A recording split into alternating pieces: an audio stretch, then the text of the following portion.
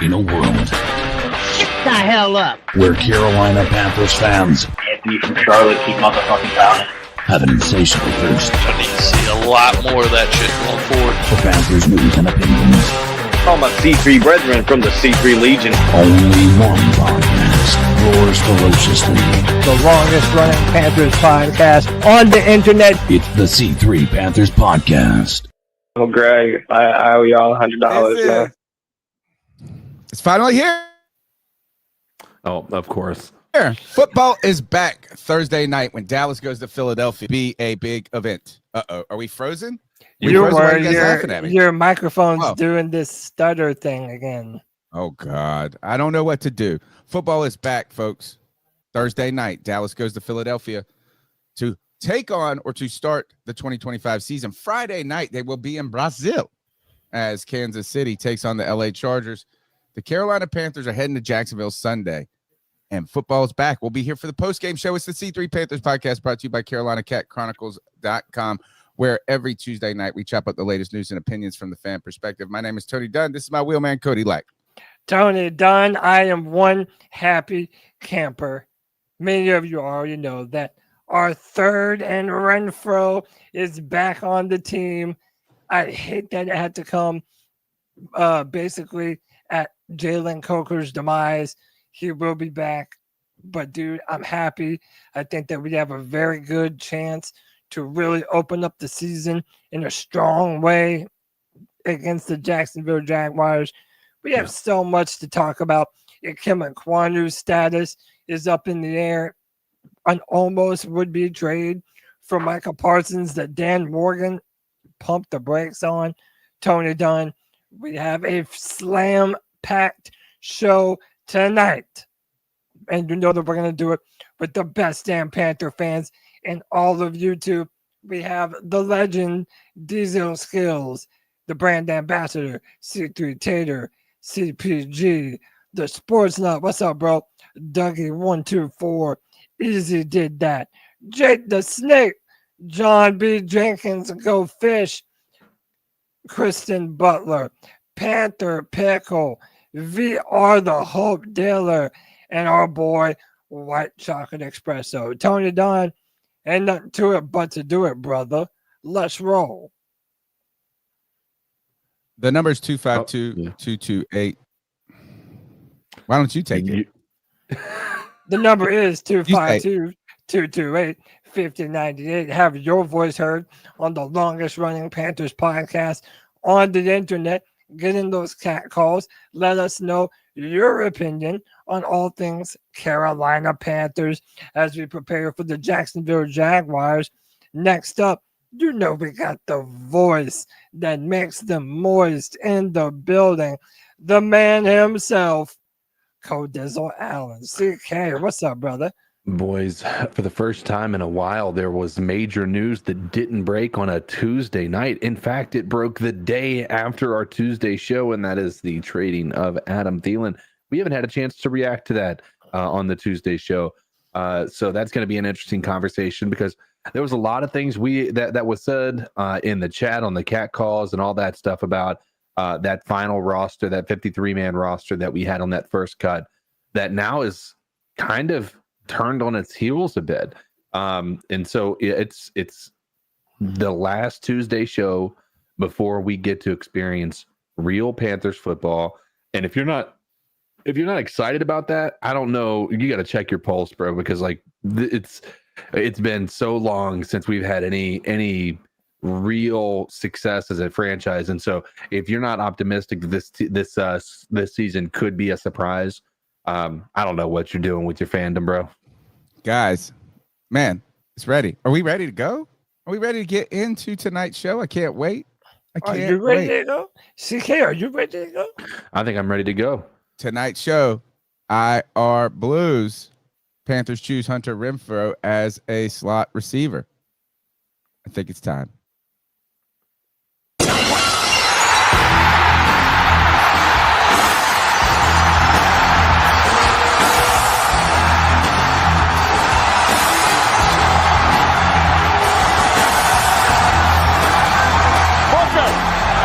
Give me a hell yeah! Hell yeah!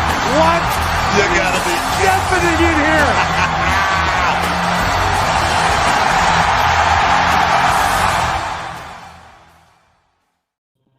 What in the world? Whoa! Look at this. He's back. The Bat Daddy, the Stat Daddy, my brother. How you doing, my friend? What's going on, fellas? Man, I had to make it back before the season started. Want to do a little intro there, just to make it kind of special. But man, really good to be back. I promise y'all, it's going to be a more frequent thing. Hopefully, every week and every post game show from here on out. Just trying to get back to the normal run of life and make things feel normal again. So awesome to be back, man. Let's talk some Panthers football. The return of the Bat Daddy. Love it, man. Let's go. We're trying to get to a new normal together, Greg. Not only you and I, but also as Panther fans as we head into a new season. The wonderful thing about football is a good reset every season with new expectations, new opportunities, and the Carolina Panthers open on Sunday with the Jacksonville Jaguars. They've elected team captains. J-Lo and Ben Affleck are broken up.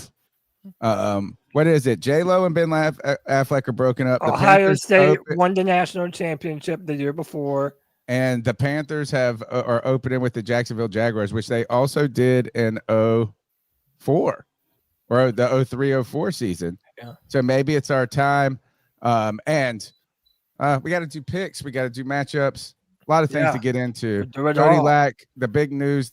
Are we starting with Hunter Renfrow and the Adam Thielen? No, trade? so Okay, actually we're gonna sort of go in chronological order. We talked about this on the Friday free for all, but we didn't get a chance to talk about it on the Tuesday show. So we have to let Tony Dunn, the professor, the voice that makes them more CK, and the Bat Daddy himself, Greg, talk about this trade that had been rumored for a long time, and it finally happened. The Carolina Panthers dealt Adam Thielen back to the Minnesota Vikings. The Carolina Panthers picked up a 2026 fifth-round pick and a 2027 fourth-round pick, and we essentially swapped we swapped the 2026 picks, and then we also gave them the 2027 fifth-round pick. So, boys, this was something that has been talked about for a while. We also found out that Adam Thielen wanted out. During an appearance on Charlotte Sports Talk station on Thursday, Dan Morgan suggested he might have a disgruntled player in Thielen if he didn't finalize the trade, who received a raise this offseason. Minnesota, according to linked sources with knowledge of the talks, Thielen agreed to cut his base pay by $2 million and remove $4 million in potential incentives, according to NFL Network's Tom Pelissero. Boys, Adam Thielen wanted out of here. I said on the free for all, it felt like not only did he want to go home, but he wanted to get the fuck out of Carolina, boys. Tell me what you feel about this Adam Thielen trade. Go ahead, CK. Yeah, so listen, I think we all saw the writing on the wall. I don't think this was a very big surprise for anybody. I don't know that I've subscribed to the idea that it's like he really wanted out of Carolina. I think this was just the Cinderella story that kind of allows him to wrap up his career in the NFL. His family wanted to go back. It was going to make happy wife, happy life situation that he's dealing with everything. I don't know, man. Like it seems like it made a lot of sense for everybody. I know that that's, we're going to look at this and think that, we wish we would have gotten more out of it. A lot of people are thinking we were going to get a third rounder out of it. For an 8, when you look at the compensation that people had got, the Houston got for DeAndre Hopkins and things like that, I think anything more than what we got, the fact we got what we got is a freaking miracle. And so I do find it odd that there's this belief that he would be disgruntled if we didn't trade him. Like that irritates me a bit. Like if that's real about that does bother me. Him wanting to get out and go back to Minnesota was not an issue for me, but him with the potential being disgruntled because we didn't get a trade done, that does irritate me. And I think that puts a bit of a stain on my opinion of Adam Thielen. The more I hear about things like that.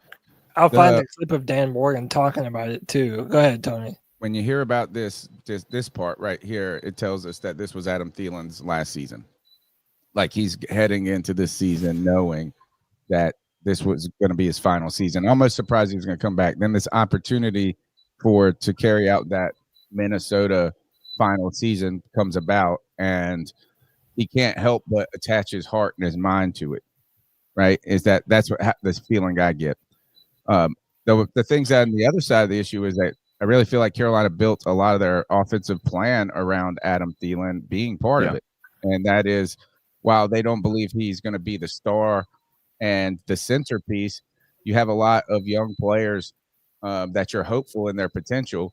But this would be a veteran leader that could help maximize that potential.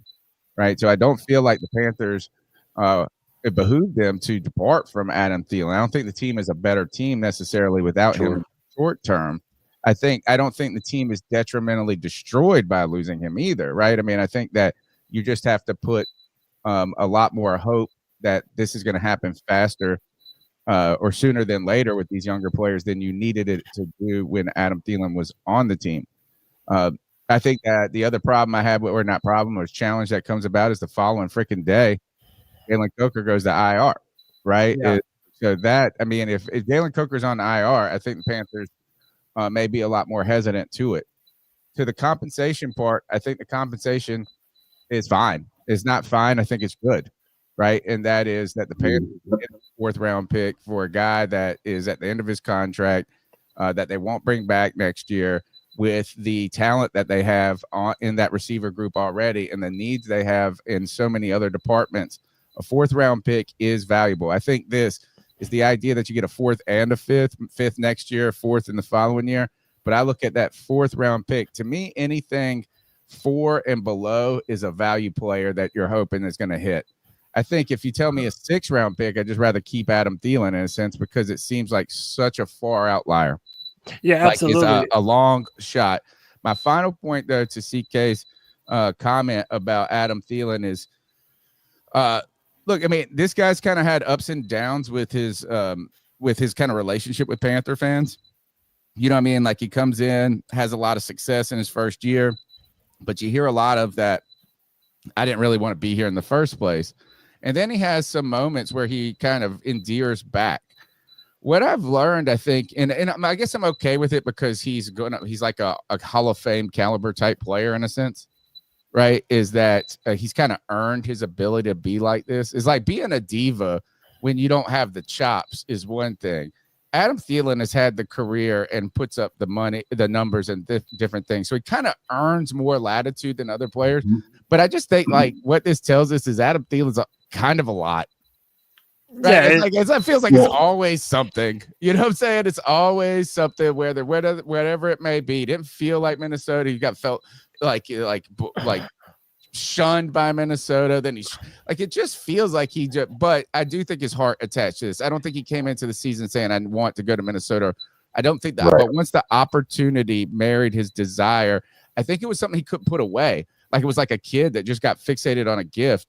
And they're just going to be disappointed on Christmas if they don't get that one gift regardless. So, and Greg, before you jump in on this, I wanted to play Dan Morgan on the Kyle Bailey show so that way it can be fully out in the open how Dan Morgan said that Adam Thielen was before this trade was executed. You say that Adam wanted to go back to Minnesota, and you said about trying to find a deal that worked for everybody. How do they square that, right? Because the goal is to win games. Are you that confident in your young guys? Did you do this to help Adam Thielen out? But just explain it all to me. I'm very confident in our young guys. You know, we have a young group of guys that, you know, we're really excited about here. And, you know, it's kind of hard, you know, when I sit Adam Thielen down in my office and he is just really wanting to go there. And he's pretty adamant that this is what I want. This is where I want to go. You know, we also, you know, I didn't really want to stand in his way. It was something that he was really convicted about. He wanted to go and finish his career there. Obviously, he's from there. He has a house there. You know, he has young kids. Obviously, there's a human side to it too. But at the same time, in my mind, I knew that I had to do what was best for the Carolina Panthers. So I wasn't going to give them away. A few offers that they did send over, it would have been a giveaway, but I was back and forth with, Quessy, their GM up there, myself, Brant Tillis, and Eric Eager, sitting in the room going through all these scenarios. We must have went through, I don't know, 10 different trade scenarios that we felt would work for us and where we would be at the advantage. And at the end of the day, we sent them there. We agreed to it. And it's kind of hard to, Adam being so adamant to go there, it was just kind of hard for me to stand in his way and him be here and, maybe he'd be disgruntled, maybe he'd be fine, but we would have. So adamant upon getting out of there. Greg, jump in on it, brother. What do you think about this? Oh, hold on. Can you hear me? Start over. Okay, so this kind of reminds me of Julius Peppers coming back to Carolina. To be honest with you, Adam Thielen is one of the guys that I feel like we haven't won a lot of trades in the last few years. I don't feel, but I feel like Adam Thielen coming in and based on what he gave us, and Adam Thielen going out and we got for him, I think we won on both those trades because he was the guy that we needed Bryce to have to be a veteran wide receiver that could do the things that a lot of rookies maybe are not ready to do or not quite there yet. He's produced for us in the last few years. He's been a great receiver. I'm not I would have loved to have had him this year, but I understand his wanting to go to Minnesota. Like I said, I kind of compare it to the Julius Peppers Carolina trade to come back to Carolina, retire there. I don't think this is a loss for Carolina. I think that, like Dan Morgan said, I kind of believe in the wide receiver core we have. I think we have some good guys coming in, especially with, we're going to talk about in a little while, Hunter Renfrow. I don't think that this is going to really hurt us that much, to be honest with you. I think Adam Thielen was on his last leg. He's had a good career. He played strong in Carolina, and I think that we won overall, bringing him in and taking him out. So.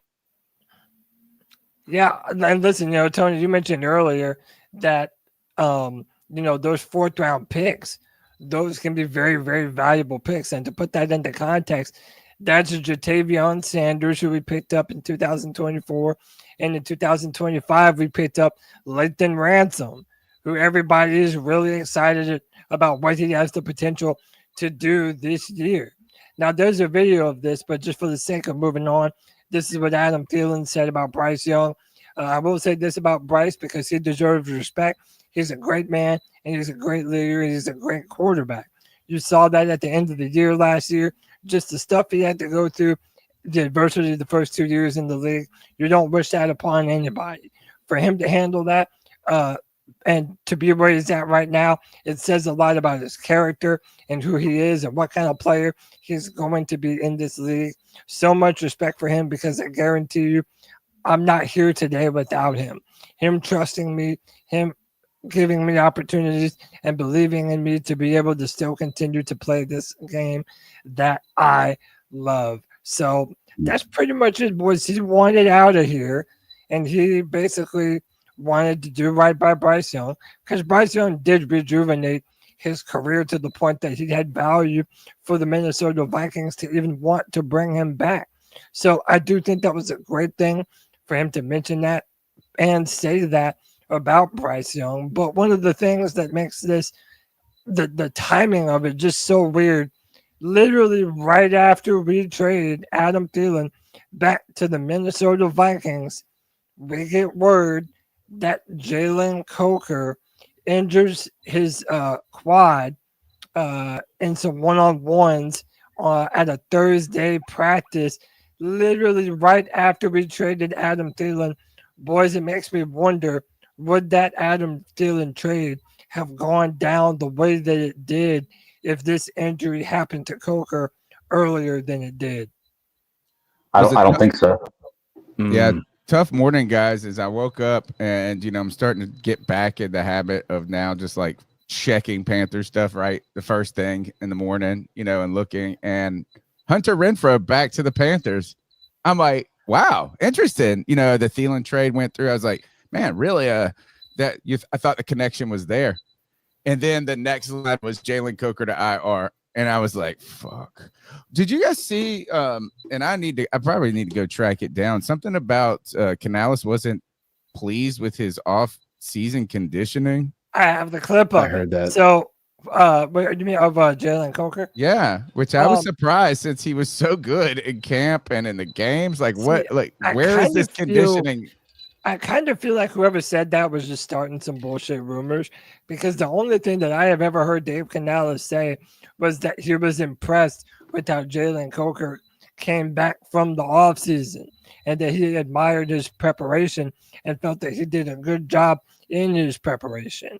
I do remember seeing that, but it wasn't from Canales. It was at the last line of a Joe Person article. Somebody I'll find it. Look, here's my thing though, is with the Coker thing. I know that it's kind of weird the way things worked out. As soon as we trade away Thielen, Coker goes on IR, but we do have Hunter Renfrow, and you can look at Hunter Renfrow. Even in his worst years, he's still right there at Jalen Coker's numbers. His best years are better than Jalen Coker's numbers. Yeah. I'm not saying he's a better wide receiver or Coker's not a good guy, because I don't want to talk trash about Coker at all. But I don't think that we're losing a lot going from Coker to Hunter Renfrow if Renfrow can come back to be the status he was. I mean, you got to think about it too. We've got Leggett and T-Mac already. You can only have so many good receivers on a team. You're not going to have, 3 amazing receivers on a team. So you just need a guy that can be that filler guy, that slot guy, the guy who's going to take away whenever the other guy's double teamed or whenever they're not producing. But I don't think that we're really taking a big drop from Coker to Renfrow, to be truly honest with you. No, Coker's the young upcoming player that you want talent to be a budding star, and your Renfrow is like a player that's hopefully having a renaissance or a comeback player of the year type of season, but also he's never going to be at his best again, right? Is like, and you're right, there are only so many mouths to feed, Greg, is that we're so many opportunities. That was kind of one of the things about keeping one of these seventh receivers, is how many opportunities and reps moments will they get. But it really felt like once that trade happened with Adam Thielen, is that Coker had an opportunity to cement a strong spot and really bring together a young up and coming group, what we think. And then this happens, a significant quad strain where they put him on IR for 4 weeks. Yeah, CK, jump in on this, and then after CK, I'm gonna go through the timeline of events of everything that happened with Renfrow from his release to his return, and it's actually a super interesting story. Go ahead, CK. Yeah, this is problematic in my mind for the Coker situation, because this is the third soft tissue injury that he's had in a year, really one full year of football. And to have that be an IR situation as well, because he said it's a significant quad strain. There are people that are trying to say that Coker is the fall guy for getting Renfrow back in, and all of this stuff. And I just don't think that.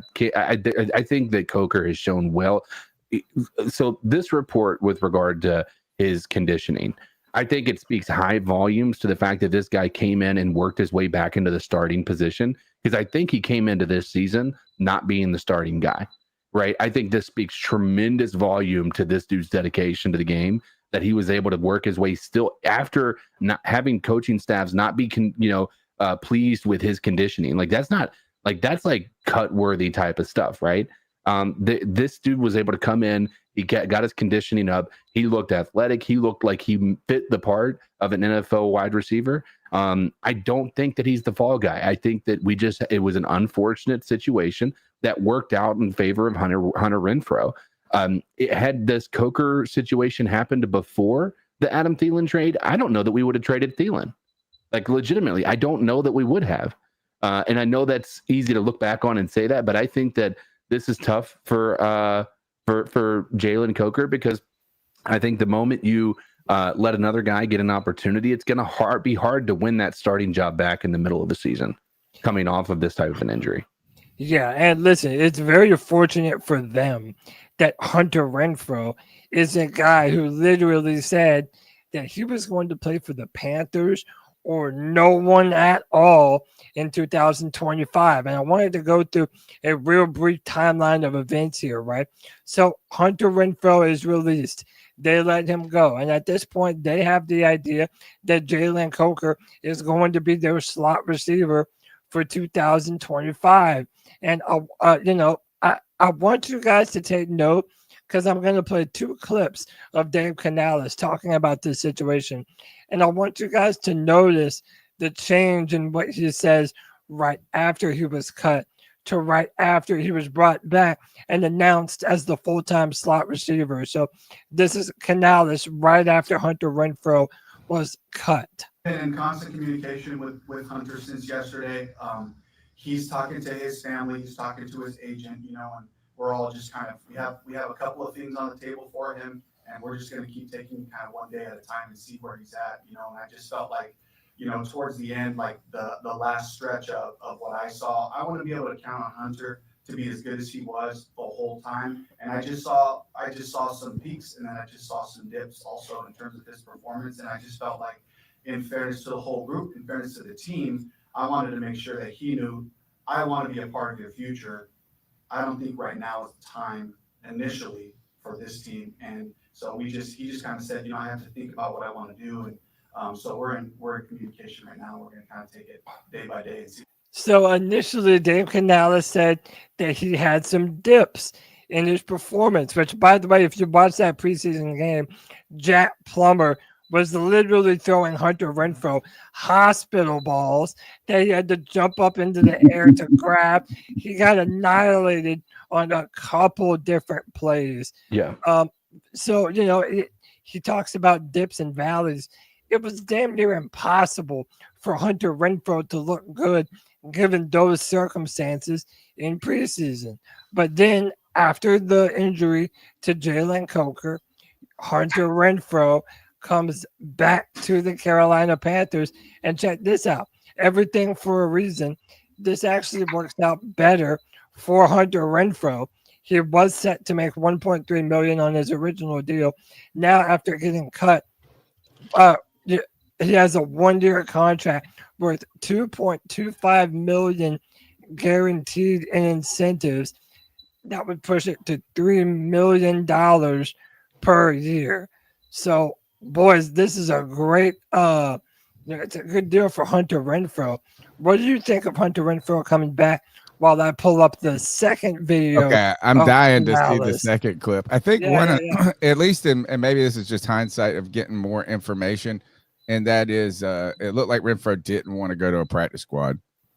Right. And so like the idea of what his role was going to be with the team and that commitment level, I wonder if that's what Canales was talking about rather than the type of player he was.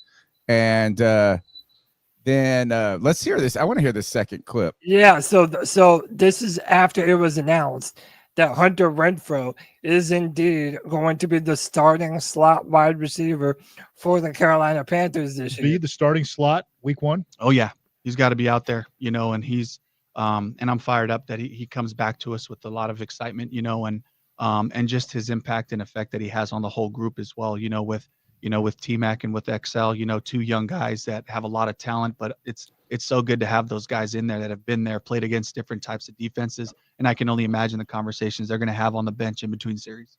Hunter. So it's like now he's really excited. Now he's all jazzed up about it. But before we didn't really know because there was some dips in his performance. I don't know, man. This is to me, it's a little bit of double speak. I know this isn't necessarily a great look. I feel like no, not at all. I mean, I'm not saying like it's like a judgment on his character. It just feels like I wish you would handle things, just if you're truthful and honest, at all times, it doesn't ever really catch up to you. I mean, like, is that all you have to do is say that my fault is that I was honest. So now we're wondering which side is it truly that is like the real deal? Are they trying to say why? Were they trying to convince them and fans of why they selected to part ways with Renfrow and kind of give some sort of context to that? And now it's just like, man, this guy's going to make us so good. So in your guys' mind, Am I muted? No, you're good. Okay. Greg, what we're going to do is we're kind of muting and unmuting. There's some squeaking in the background. So when we're on the mic, we'll unmute. Yeah, you're good. Well, real quick, just what is a successful season for Renfrow for y'all? What are you looking for? Well, I get that, but I mean stats wise. Like what are you looking for? Like for me, like as a slot receiver with the two guys we have, 600 yards, 5 touchdowns in that position is a pretty successful year. Yeah, I would think so. I mean, if he has like 50 catches and 600 yards, I think that's pretty successful. Yeah, and that's his baseline for when he's been playing. So I mean, he's very well capable of doing that. But hasn't been in the league for 3 years. It's coming off he had Crohn's disease, and it really lost something upwards of 60 pounds or something, Cody, at one point. Well, don't you always have Crohn's though? You don't lose Crohn's. Like that's a lifetime thing, isn't it? True, but like you learn how to treat it, and manage it. I think that's what it was. Is Crohn's it caused him to lose a year of football, and even his last year that he did play, he was struggling. He was struggling. He was dealing with this injury. And it was an issue for him. And that is one of those diseases. People are always like, how did he not, that is one of those, like, you're like, I feel like shit. Something's going, your life is starting to go on. And then one of those things they're trying to figure out what the issue is. Yeah. And like they eliminate things. It's like, well, it's not this. And then they get down and say it must be Crohn's. Yeah. CK, you want to jump in on this? And then we'll play 2 more videos from Hunter Renfrow. I was away for that last clip, but the having him come back.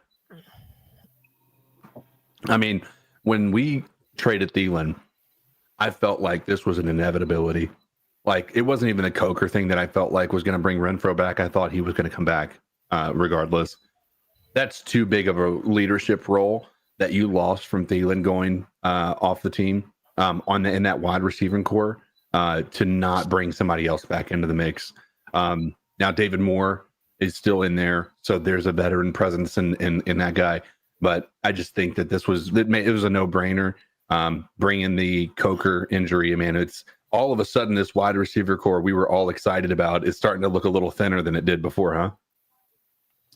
Yeah, I would say so. Honestly, no, I really don't think so. To be truly honest with you, like I said, I think that with having Renfrow in here and then XL and T-Mac. I don't think that our wide receiver core took that big of a hit, to be truly honest with you. I think we were overcrowded at wide receiver. You can only feed so many mouths. Name me a team that has 3 elite wide receivers. And I'm sorry, but I'll take the former Pro Bowler versus Bryson Tremaine, who has literally never done anything anywhere. Like I know he's shined during training camp and preseason, whatever. I'll take the former Pro Bowler over the guys who haven't accomplished even 1/10 as much as Hunter Renfrow. I think if anything is what CK is, we went from a place where it was like too much, like so much, not like talent, but or we think soon to be talent, but with an element of depth, to where you trade Thielen and you add the Coker injury and you subtract talent, subtract depth. And then you take away the one kind of thing that was the known, right? Mm-hmm. I would say, though, CK, is if we would have, and I think I was like this, is I would have been okay trading Thielen with knowing that Coker was healthy and knowing that Renfrow was going to be on the team. So I'd be like, Renfrow's the vet that can, talk to the young guys and walk them through some of the things that you go through as a vet. And like on the sidelines, the small stuff, not being a coach, but just kind of like, hey guys, this is what we're looking at. This is what's going on. And kind of maximizing their talent. I was okay with that switching that out. I think the Coker thing, Matt, is like, you really thought that this guy, a lot of people are arguing he could supplant XL as the number 2 wide receiver. So man, that's where that was kind of the monkey wrench in all of this. I don't think the team is like much different now than it was, except for that Coker injury. I think my argument with that would be there's in a perfect world, we would have 6 starters on a lot of teams, right? Renfrow could be a slot receiver starting for any team. Thielen could be a slot receiver starting for any team. Xavier Legette, Teteroa McMillan could be starting for any team. David Moore may not be necessarily the starter, but he is always going to be a like that backup guy that's going to get reps consistently on any team. And then you add in the Jimmy Horn Jr., you're going to give that dude an opportunity. I mean, you're talking about depth. And now that depth feels a lot more like if there's an injury, we're worried. That's what I think my concern is. Yeah. I mean, that's where the Coker element comes in, right? Yeah. Is because that did give you a sentiment that you had a man always at some point that was not only just a guy that could fill the role, that had a good amount of talent. So, interesting kind of beginning to the season to add some, excitement, drama, and all of that. Cody, where are we going next? Well, so 2 more things revolving Hunter Renfrow. So when they were reaching out to him, his daughter had his cell phone, and she was watching Bluey. I have no idea who Bluey is, but apparently it's a very popular cartoon character. Yes, it's very, very amongst popular. Kids. And she had the phone, and as Dan Morgan was calling Hunter Renfrow, she was just ignoring the calls, not just making them go away.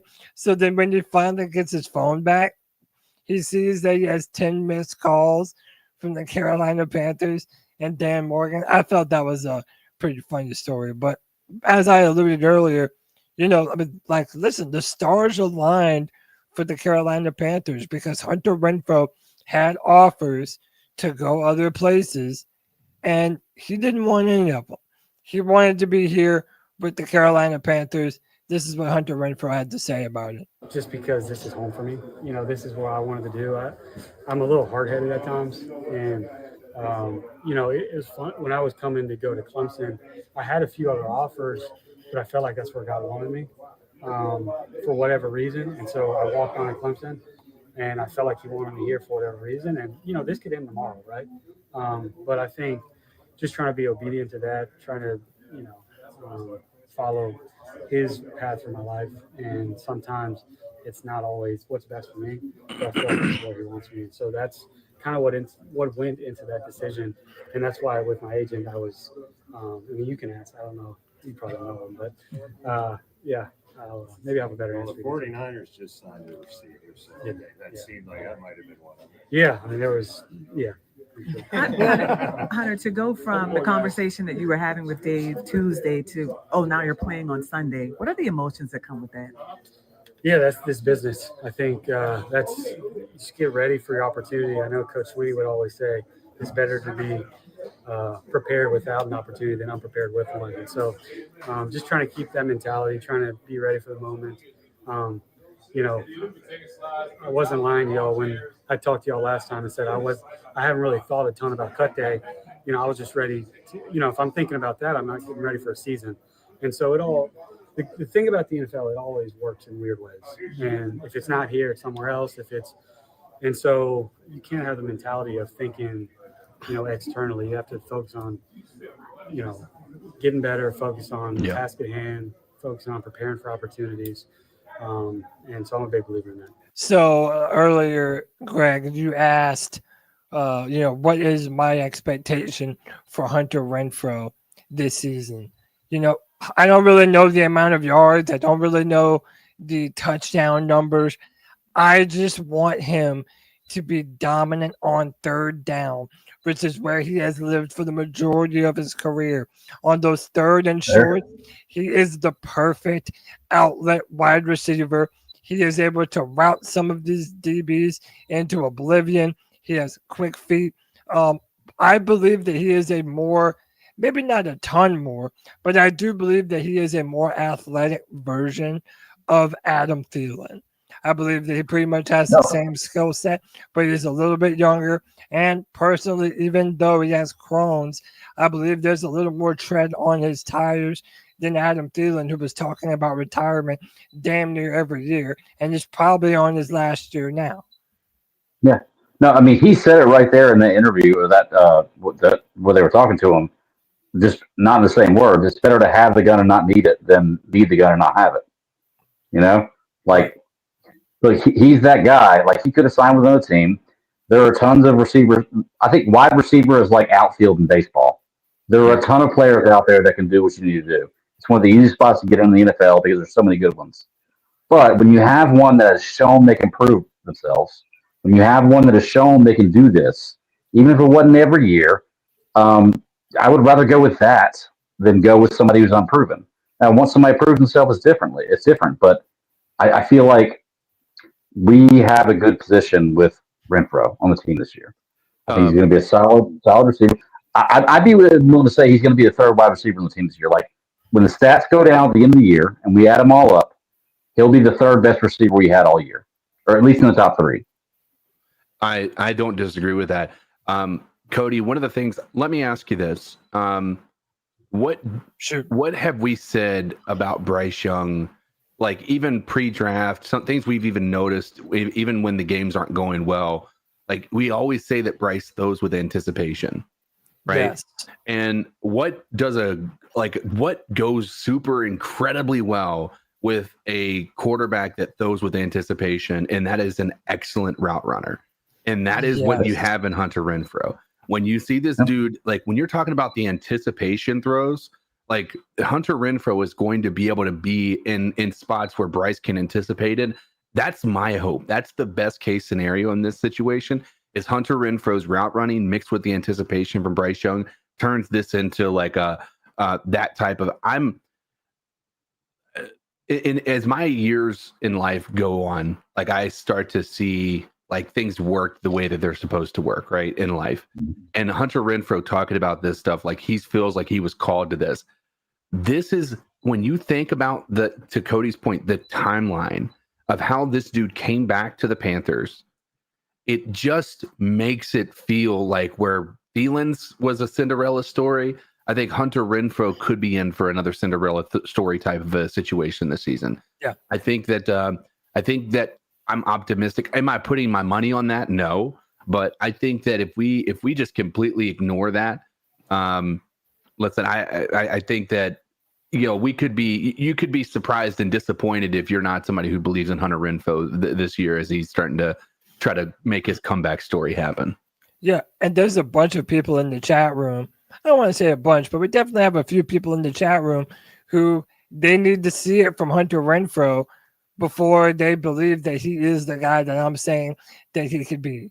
And I understand that he's coming off of a very serious illness, and he was a Pro Bowler. But what kind of player is he now? The reason why I'm hopeful, CK, is because of what you just said. I feel like Hunter Renfrow is the type of wide receiver that Bryce Young specifically will get the most out of. Also remember, it's not like we're asking him to be a number one. This is going to be a huge year for Tedero McMillan, T-Mac, whatever you want to call him. He is the number one wide receiver out of the gate. Also, you can't forget about Xavier Legette, who this is another very important year for. He has to catch some of these passes that he had a hard time with a year ago. VR, the Hope Dealer, I didn't forget about you, brother.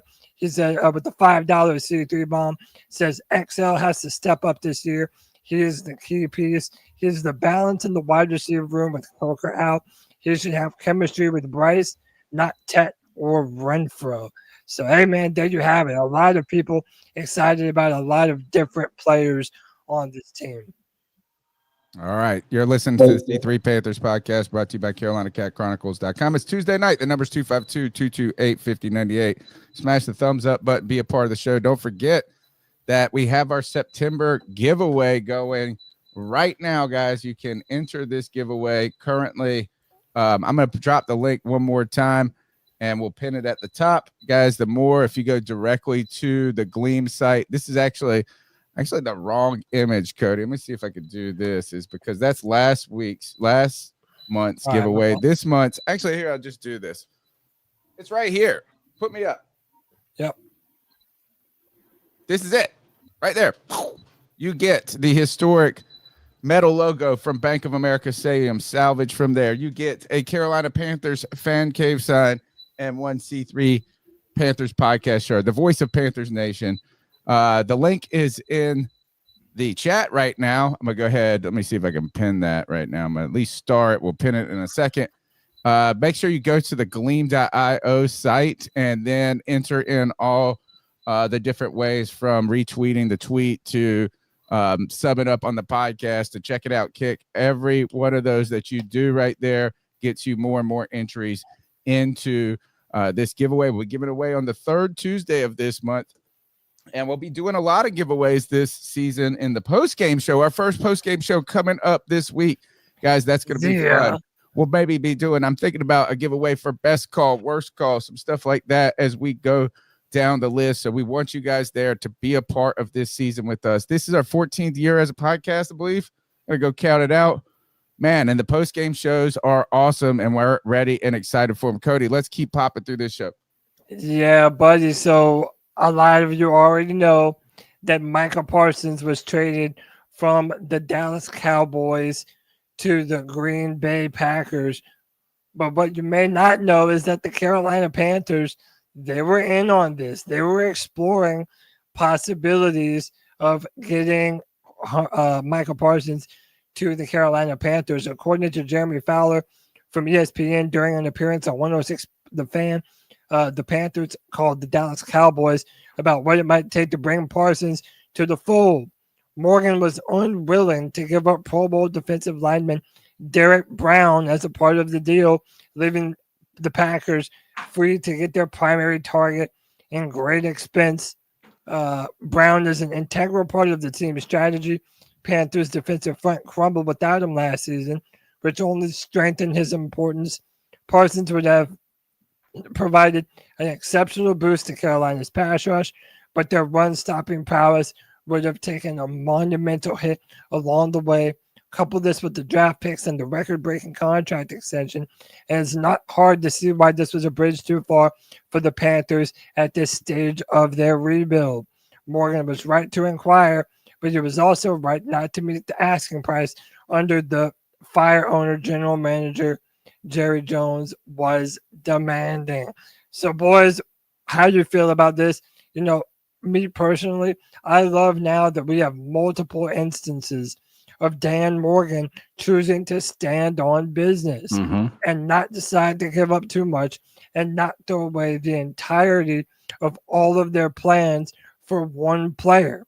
You saw this with Milton Williams, the defensive tackle who ultimately ended up signing with the New England Patriots. Now you see it with Micah Parsons.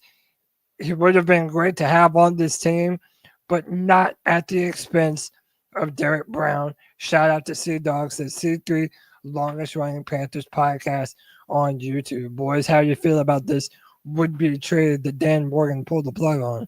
Win for Dan Morgan. 100%. 100%. Again, we're out of the business of buying high and selling low. And the idea that this would be an equal trade to get rid of Brown and 2 first-round draft picks in addition to that is just it's hysterical to think that anybody believes that would be a smart move for the Carolina Panthers. Period. Okay. I was just gonna say this, guys, is like I looked at my commentary afterwards on like Panther fans being upset by this, and it seemed like they focused in what the Panthers would have had to have given to get Micah Parsons.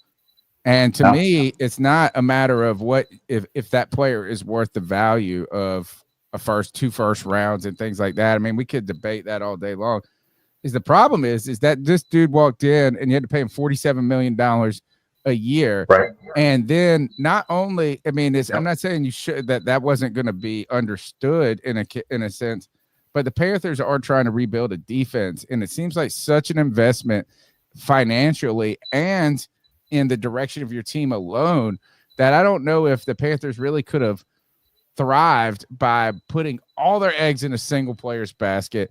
And on top of that, let's not remind that Micah Parsons, or at least in my opinion, Micah Parsons, while he had great, living off a lot of the credibility or the lot of what came from his rookie season. I don't think it's like all of a sudden when I think of the most dominant player in football, I immediately go Micah Parsons unstoppable. Now, I do think he is a very good player. I almost need to see him continue to keep being this force. And I know there's been injuries, there's been problems in Dallas and different things. Not trying to take away from him as a player, but the money, the trade, and the impact, I don't think it would have been the best move for Carolina. Yeah. Well, I look at it like this, man. Like Derrick Brown, and you guys can argue me if you want to, and I could be wrong, is the best player on our team. Like, and he's homegrown. There's an argument for that. I think that's fair. I don't have a problem with that. I think he's the best player on our team. To have to get rid of him to pick up a Micah Parsons, who may or may not gel well with us and may or may not be what he was in Dallas, is not worth it. Like, this guy is the best player on our team. I think he's what the defense is built around. I don't think you get rid of that guy to bring a new guy in to try to restart you, especially with our defense has already been. Like, we have that core. We have that. Like, Derrick Brown is the roots that are dug into the ground right now. Build around him. If you can get a guy like Micah Parsons without getting rid of him, it's okay. But if you had to get rid of Derrick Brown to do that, it's just not for me. Like, Derrick Brown's my guy. I'm actually going to buy his jersey. Now there's also reports that he's going to need an epidural in order to play. Yeah, in order to play game 1. So apparently he does have some sort of back injury, and it makes me wonder if Jerry Jones and the Cowboys knew about this before trading him away.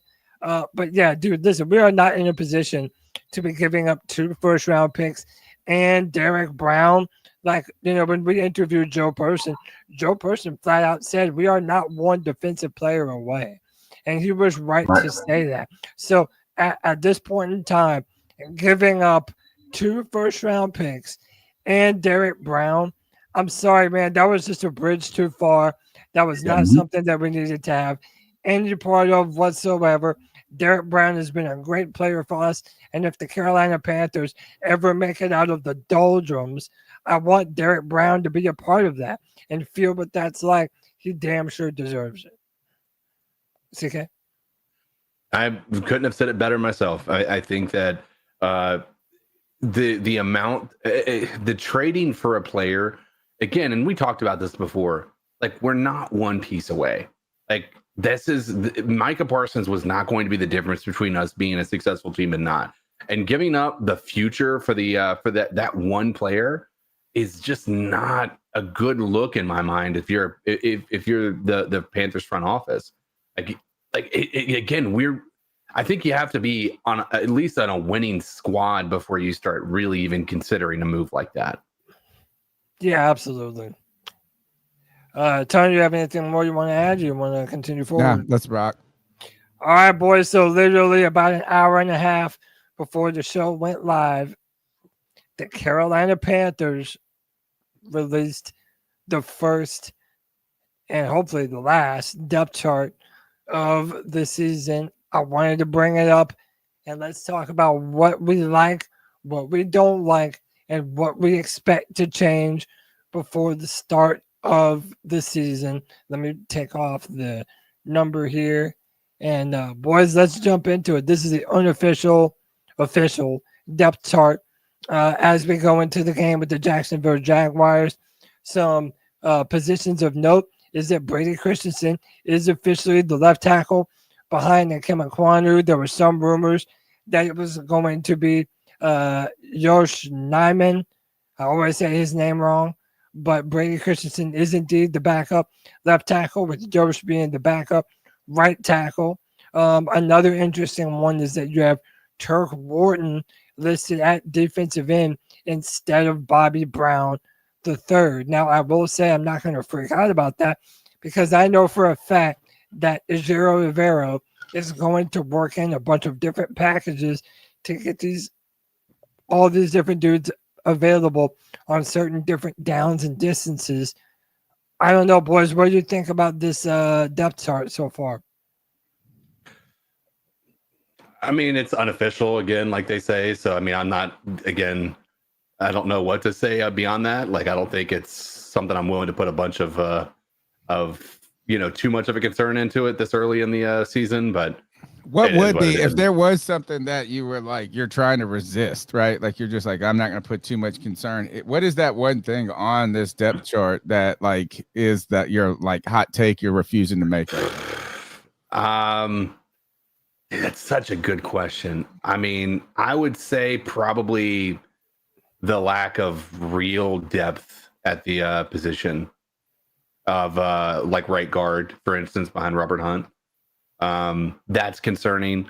The real Yeah, lack. there's not literally even a no player. one. There's literally no one, which is what makes me think that Brady Christensen is sort of the backup for all of those positions. Agreed. I mean, I think that's true, just based on that alone. But I just that'd be my main thing is like I just think that there is a part of me that is concerned about what happens if one of these guys goes down. I What you mean, like if they had their appendix removed? Exactly. That's what I was thinking right here is I mean, we're sitting here and now that you bring up that spot with the Robert Hunt not having anyone there. Maybe Cade Mays too.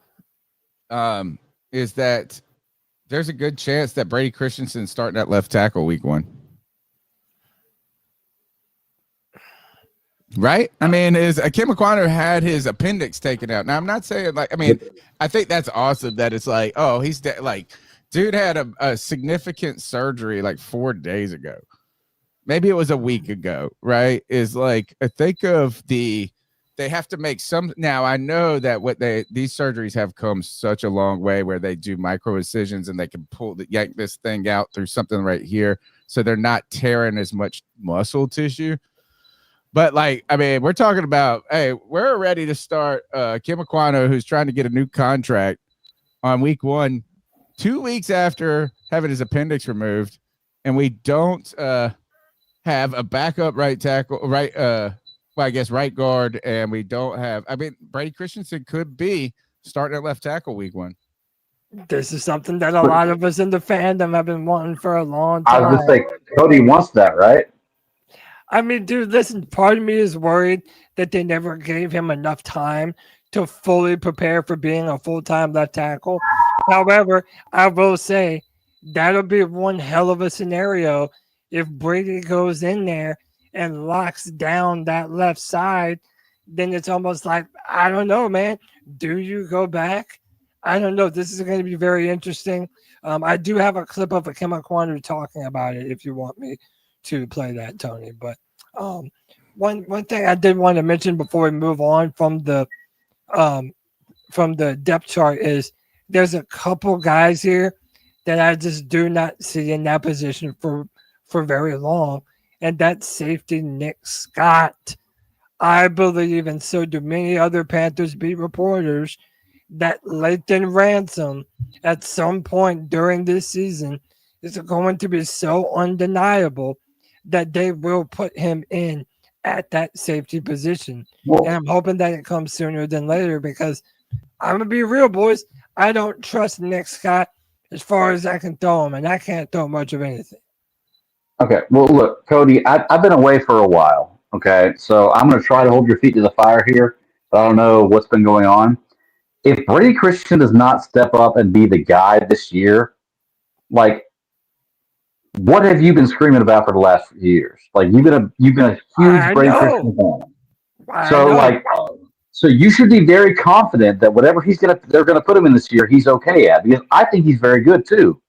I'm not as in love with him as you are, but I gotta hold your feet to the fire here, man. Like you should be championing for Brady Christensen right now. Right? Listen, it is a perfect opportunity for Brady to prove me right. So obviously, if he plays, yeah, I want you to be right. Yeah. I am looking for him. And by the way, I don't want to pretend that I'm alone in this. C-Dog in the chat has said that Brady Christensen could be a left tackle. Shout out to our boy Drew. He hasn't been around, but we know he still listens. Drew has been a proponent of Christensen at left tackle. A long time ago, I wanted to move Kim Aquano to left guard, which I felt like he would have been a Pro Bowler at. And then you might not have needed to sign Lewis to the contract that you did. But that's all in the past. However, right now, the Jacksonville Jaguars, with the Jaguars, Christensen will be going up against Josh Allen. Josh Hines Allen, pardon me, and that'll be one hell of a matchup for him. So if Brady does do well, we could have something of a left tackle controversy on our hands. However, Kim is day to day. He has not been guaranteed to be ruled out of playing against the Jaguars. So that's going to be something that we're going to have to keep our eyes on for the foreseeable future. All right, let's keep rocking. How about this? Before we go forward, I think that in a minute we should jump into some cat calls. But you know what I just noticed, dude? There's a bunch of freaky people in this chat room. And I feel like when freaks show themselves, you could be ostracized for being a freak in today's world.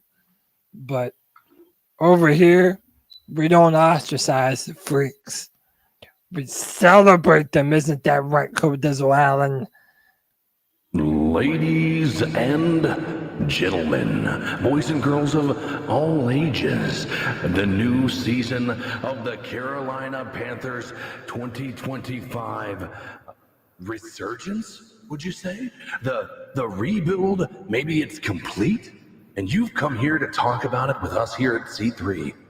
All of you absolute freaks in the chat have decided to not only have a conversation with other C3 members, but actually react to the return of Bat Daddy, to the take on Hunter Renfrow and Adam Thielen, Jalen Coker going down, but you haven't taken a moment to do the one free thing that you can do on the internet, and that's like the stream, share the stream. Maybe you haven't even hit that follow button.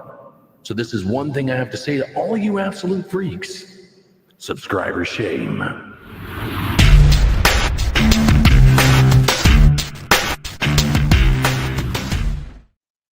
120 certified viewers in the stream. How many likes we have? Only 49 likes. Hit that like, hit that subscribe, hit that notification bell for every single time the C3 Panthers podcast goes live. We're going to have this content for you all season long, all year round, through the draft, through free agency, through the off season, through the dead time. C3 has got you covered for all your Panther fandom and football talk. Tony Dunn, what else do you need to tell these people before we jump into the cat calls? I tell you one thing, guys, is now that football is back, it's time for us to make some money playing some daily fantasy football, and I'm ready to do it right now with Underdog. Underdog is the best place to make your picks and win money all season long. It's easy. You open the app, you pick a couple of players, you look at their stats, you pick more or less. The more players that you identify right on those statistics, the more money you could make. We're talking about taking you can win up to $5,000 on your entry and you can play with as little as $1. In fact, we could make some fun picks right now. You guys want to get on Thursday night football? Hey, let's do it. Let's do it. All right, let's see. Popular picks. Let's just see. I'm going to look at the whole game. Thursday night is the Eagles. So look, I open my Underdog app. I type in Eagles, and look at how nicely it does. It pulls up Dallas Cowboys at Philadelphia Eagles right here. Saquon Barkley, will he get a touchdown? 0.5, higher or lower? 96.5 rushing yards, higher or lower? Ooh, that's a big one right out the gate. The loss of Micah Parsons. But didn't my man Jerry Jones say they wanted to get better against the run, and Micah Parsons wasn't really the piece to do that? Could Saquon pop off now that Micah Parsons are gone, or would he have done better with him there? Dak Prescott, will he throw over more than, or higher than, should I say, 246.5 passing yards? Jalen Hurts, 215 passing yards. CeeDee Lamb, 72.5 receiving yards. George Pickens, 55.5. We need to find a good one that sticks out to us. Devontae Smith, 52.5. Gosh, we haven't watched any football. I'm so nervous. I don't know. Is it going to be, will the Eagles defense be as good as it was last year or as kind of good? I think it will. They've got dogs and dogs after dogs. What do you feel about going less than lower on Dak Prescott, 246 passing yards? Are you nervous about that? They have no running game. I probably like lower in that scenario, man. The Eagles, do it. They got that vicious secondary. All right. You said they have a good running game? Hold on. No, Who's they their don't running have back? a good running game. That's the thing. Is they're we going to have took to their pass. touchdown receiver. Yeah. They're going to have to pass in a sense, but I don't know if they will. Will they be hot? Will they? I mean, now you put it that way, I get a little nervous. I can tell you, never put your faith in Dak. Is all I'm saying. Well, then what we want to do is then do we think that CeeDee Lamb is going to get 73 receiving yards? Big first game for him. Big high pick. Started slow last year, but finished hot as fire. You want to go lower? I want to go lower. I don't know, man. I think that's their only offense. I'm getting nervous now. I'm getting nervous. Maybe we should just go back to Saquon. Saquon getting the top 3 receiver. He's the top 3 receiver. CeeDee Lamb. Well, especially now that they don't have Parsons, you definitely hit higher on Saquon. There's no question. All right, I'm going touchdown for Saquon. We're going to go this is, do you want, when it's CeeDee Lamb, will he get 9.5 higher or lower targets, Greg? Hit 9.5. Yeah, 10 targets. That's high. But he could have a 7. Who else do they have? Who else do they have? George Pickens. Yeah, that's fair. Yeah, I don't. How about this? Is first half receptions higher or lower than 3.5? I'm going higher. All right. So right now we've got this. I'm putting in $10 right now. $10 on this entry gets me standard 5.54 times, flex 2.7 times. Guys, Underdog Fantasy is the place to go play daily fantasy football. We'll be doing this each week, talking about the Panthers and making some Panther picks. I know, Cody, you did some of them on the Friday free-for-all. Guys, it's simple. All you got to do is download the app and sign up with the promo code C3P to score $50 in bonus funds when you play your first $5. That's promo code C3P. Millions of fans have already won billions picking on Underdog. You must be 18 plus, 19 plus in Alabama and Nebraska, 19 plus in Colorado for some games, 21 plus in Arizona, Massachusetts, and Virginia, and present in a state where Underdog Fantasy operates. Terms apply. Assets.underdogfantasy.com/web/play and get terms _DFS_.html for details. Offer not valid in Maryland, Michigan, Ohio, and Pennsylvania. Concerned with your play? Call 1-800-GAMBLER or visit www.ncpgambling.org. In New York, call the 24/7 Hope line at 1-877-8-HOPE-NY or text HOPE-NY to 467-369.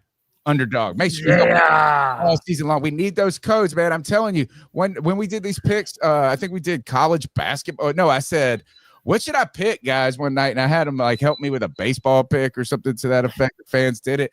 The next day, the marketing team emailed me and they said, big uptick in your Underdog numbers last night. We want you to try to replicate what you did. Well, what we need is you to help replicate that support and get us some damn sponsors because, guys, we ain't even making enough money to pay for the damn StreamYard bill at this point. Help us out right there. Let's make some money together. Cody, let's go. Tony Dunn, you know what it's time to do? It's time for us to shut up and for the C3 Legion to have their voices heard. All you have to do is hit that line at 252-228-5098 to have your voice heard on the longest running Panthers podcast on the internet. Jump in the CatCalls and tell us what you feel about this Panthers team going into the first game of the season. Let's roll. So what are your thoughts on catcalling? Yeah, it's pretty. You shouldn't do that to somebody. And how did that make you feel? Very uncomfortable. So how do you think catcalling makes the person feel? It feels good, like. Who's that cat sitting in the back corner with his face buried in his nose? Who's that kid that can use one?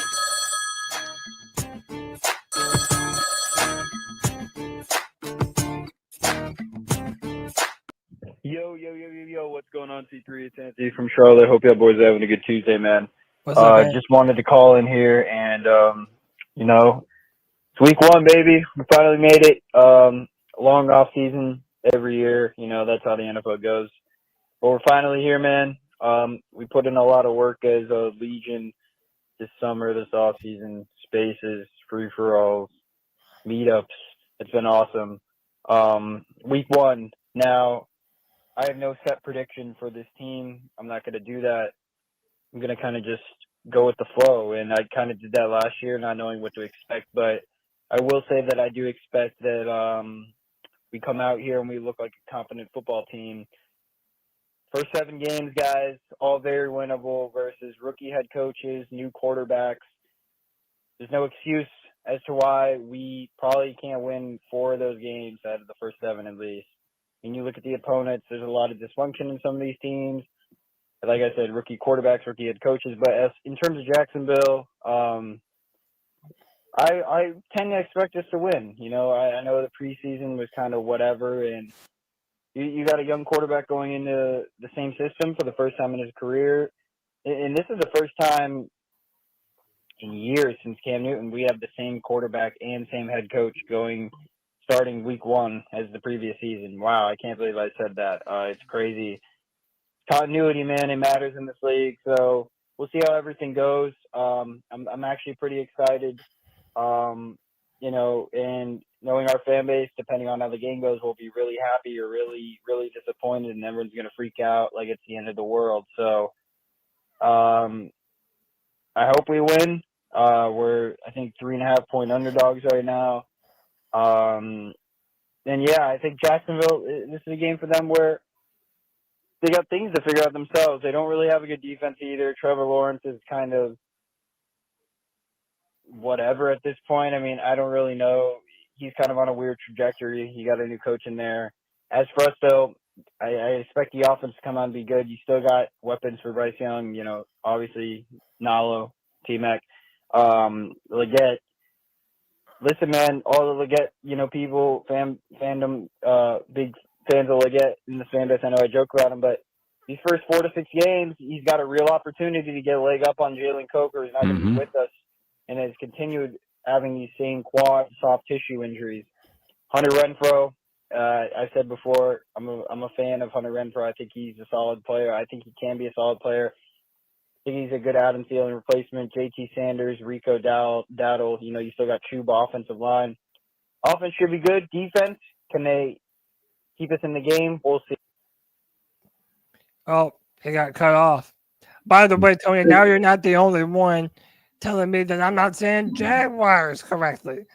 How the hell does anyone say Jaguars? Jaguars. Yeah. Jaguar. Do you say a Jaguar? Like when you see a car, when you see a car, what kind of Jaguar? Jaguar. It's not. Yeah, I it's not J-A-G-W-I-R-E. I don't do Cody it. says it funny, and then when CK says it, it's even funnier to me. Yeah, but I don't say it the James Bond way, a Jaguar. Jaguar. Jaguar. Jaguar. Tony's saying it right. I'm with you, Tony. I say Jaguar. How about this? Now that y'all corrected me, I'm only gonna keep saying Jaguar, and I'm really gonna accentuate it now. Jaguars. Well, what I found Jaguars, dude. What I found about this is one of those words is it doesn't matter. Like you can't change the way you say it, even if you try. No. It's like Evero and Avero. Yeah. Like Evero and Avero type thing. Yeah. You can try, but it's not going to happen. Well, hold on. I want to ask real quick with Ant's call there. He was talking about XL, and I believe that is what he said. XL being able to get a leg up on Coker. Is that what he said? Like, do we think that Coker has surpassed XL, or like there was Greg, like he has to worry about conversation that has been going on because there's a group of people that are latched on to the narrative that XL underperformed because of the drops in key moments last year, and then that he did all this off season going on Glorilla, like all these different things, but the football in their eyes hasn't necessarily changed. You look at the training, you look at this, and then what they've seen is a couple of moments where he hasn't stepped up. And once that he got his butt tail beat in that fight in the preseason game or whatever, he didn't look great. He gets kicked out. And then Jalen Coker has kind of seized these opportunities. The people who that narrative has appealed to have used that to go Jalen Coker passing him. And really, to be honest, though, is that kind of like what I think is whether or not you believe those things, guys, is what it does tell us is that opportunity is the thing that matters the most in the NFL. And so if you get kicked out of a game and Jalen Coker comes in and steps in and takes advantage of those moments, boom, boom, boom, could it lead to less reps? Not that he's like replacing him in different things, but also right here, injury can be a part of that, which lessens your ability and opportunity to perform. So, like, it's kind of like, do you think XL is underperforming and not going to be the guy? Then you like this narrative of Jalen Coker maybe seizing this opportunity. If you are that's overblown here, then you go, hey, these guys are all kind of fitting in and gelling together. I will say, down the stretch last year, Jalen Coker, for my money and my eyes, was probably the most dependable wide receiver we had on the team. The dude didn't have any drops. He did not have one single fucking drop last year. Caught everything and got a bunch of yards after contact. So, dude, I hate it that he's hurt. I hope he comes back better than ever and returns right to form. You know, we had his dad on the podcast. That was very revealing. Me and CK did an awesome interview with him. We loved his dad. He's the type of guy that you just pull for, man. He's a great guy, and I think last year he probably did run a race with XL at the end. Okay, and look, I'm not talking trash about Coker because I do like him, but let's compare stats.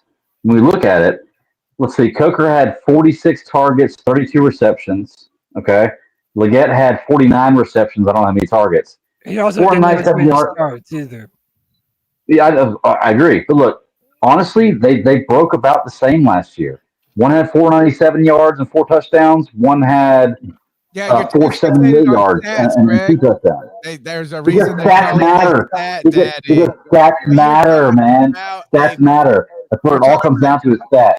No, you're talking about a first-round player, a player that the Panthers traded for, who was given a lot of opportunity, who did play hard and suffered, like battled through injury, right? So the real question is not what the stats look like in this case, and I'll get to that in just a moment, Greg, but like, did XL meet, exceed, or underperform expectations? I'll give you that. There's no sufficient answer for any of those. But then to say just stat to stat is Jalen Coker. What we're talking about is an undrafted free agent who comes in here and is really battling and in moments sees. So one guy's given a significant opportunity. The other guy seizes an opportunity. And Jalen Coker just made some big-ass plays down the stretch. Right? And again, the visual juxtaposition between Coker catching this deep ball to where you get the Eagles game or the Chiefs game. Yeah, he had that big time reception, which was like the longest pass of the year for Bryce. But then the other one is that XL dropped that ball. Yes, in the end zone.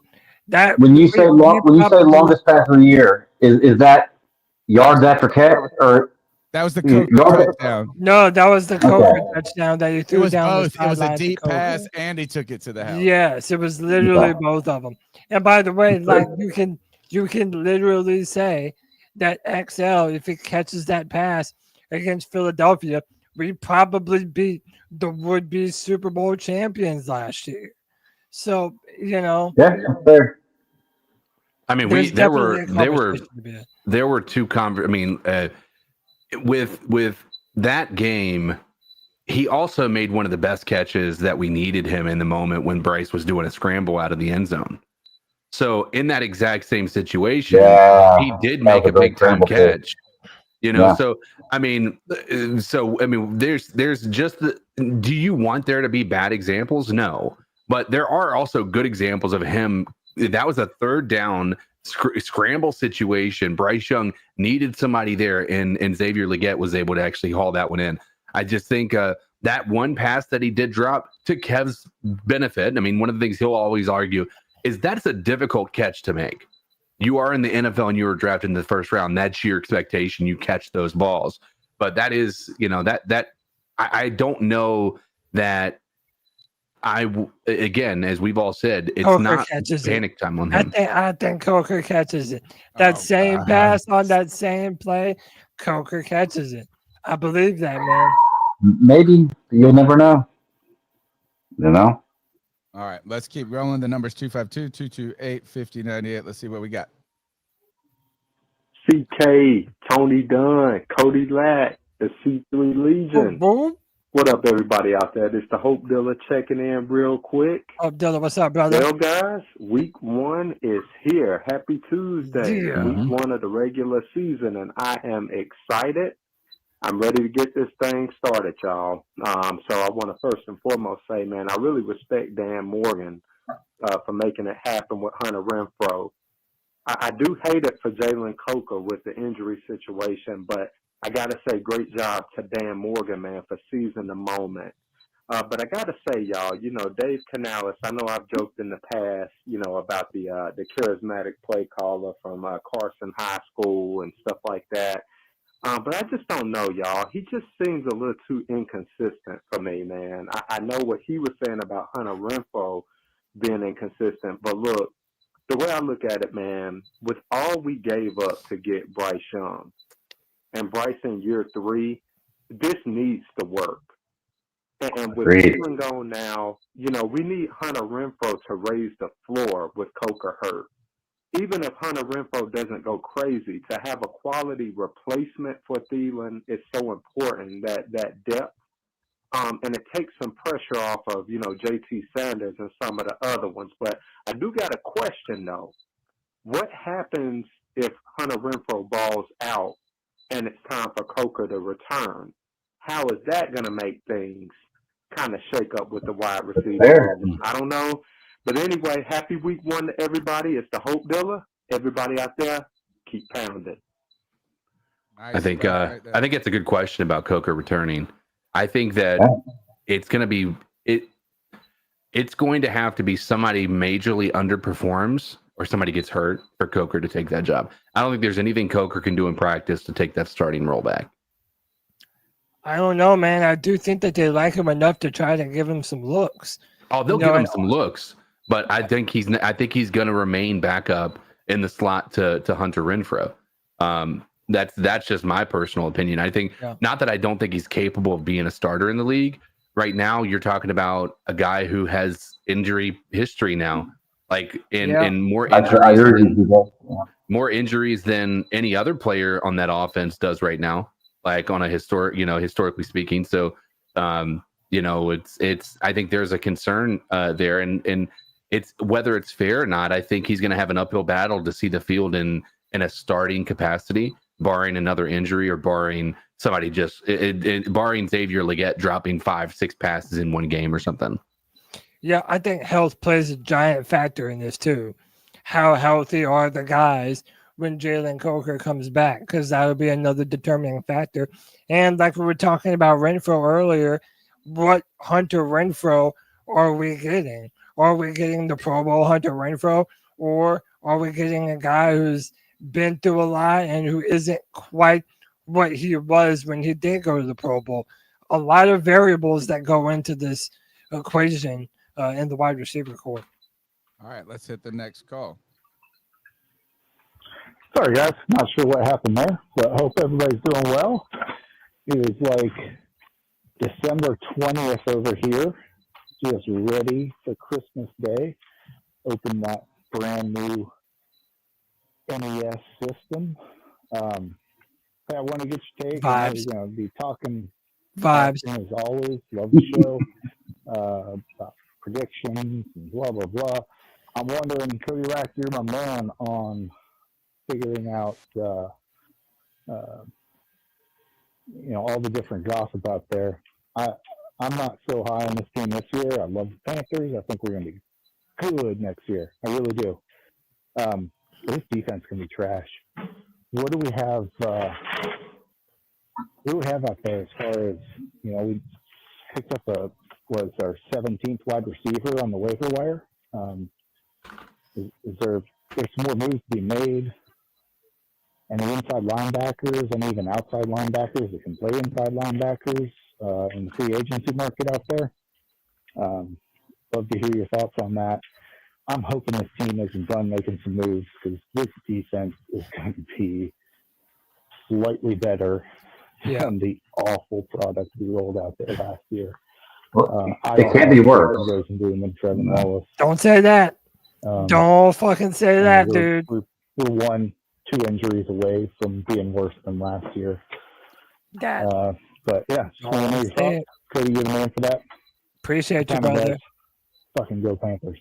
Let's go. Greg, do you think that after so long on this pod that you would know to never say that it can't get worse because it sure fucking can, dude. I know. I almost said something to Joe Person the other night when he said it, and I was like, all right, I know, dude. You probably should have. But I agree with the caller. I would love to make another addition to this room or to this defense, rather. I would love to pick up another linebacker. Isaiah Simmons is out there floating around. Once upon a time, certain people may have wanted him to be our first-round pick. Yeah, me and you. Say me and you. Yeah, me and you. Right. But also, Asante Samuel Jr. is still out there floating around. And let me tell you, I wouldn't mind him. I mean, get any and every firepower that you can, put them on this defense. I want to hit the ground running against the Jaguars.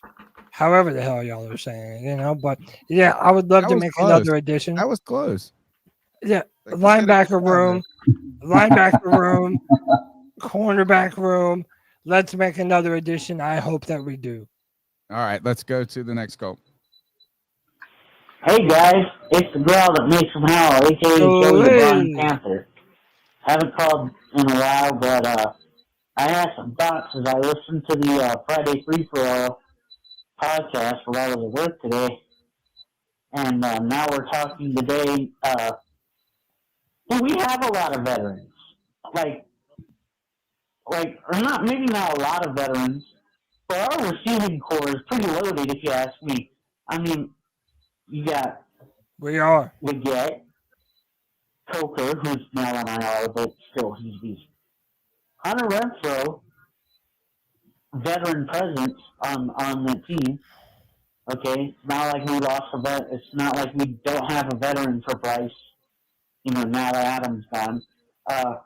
David Moore, another veteran who actually caught a lot of passes for us. Not gonna lie.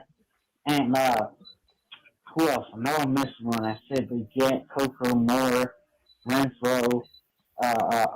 Oh, damn. Something's wrong with me. How the hell did I miss T-Mac? T-Mac, to me, T-Mac is okay. He's looked great. I didn't watch too much of preseason because for the first 2 games I was out of bars with my buddies. For the third game, I don't know what I was doing, but I wasn't tuned in from the coin toss, which preseason you have to be tuned in from the coin toss because preseason people could be in there for 1 series or 2. It's not like a regular game where you just tune in the second quarter. Oh yeah, we're losing. Oh well, whatever. Hopefully it won't be like that this year. But so I didn't get to see T-Mac in the preseason, but I heard that he was great. But he's still a rookie. You haven't seen him play a snap of football. So I'm just want to say that he's not exactly Jalen Coker yet. Well, he'll probably be better than him for the first 6 weeks because that was a big loss though. That's a huge setback. I will not lie. Oh, but then we can still run the ball. We got Chuba and we got Rico Dowdle. We got Trevor Etienne, who looked like a beast in the preseason. I did see that. And yeah, we're good. We don't need to make a guy stay here that wants to go back to Minnesota and be cold and fucking buried in snow. Let him have that shit. You know? If you want to be in Minnesota, let him go there. It's fine. Anyway, guys.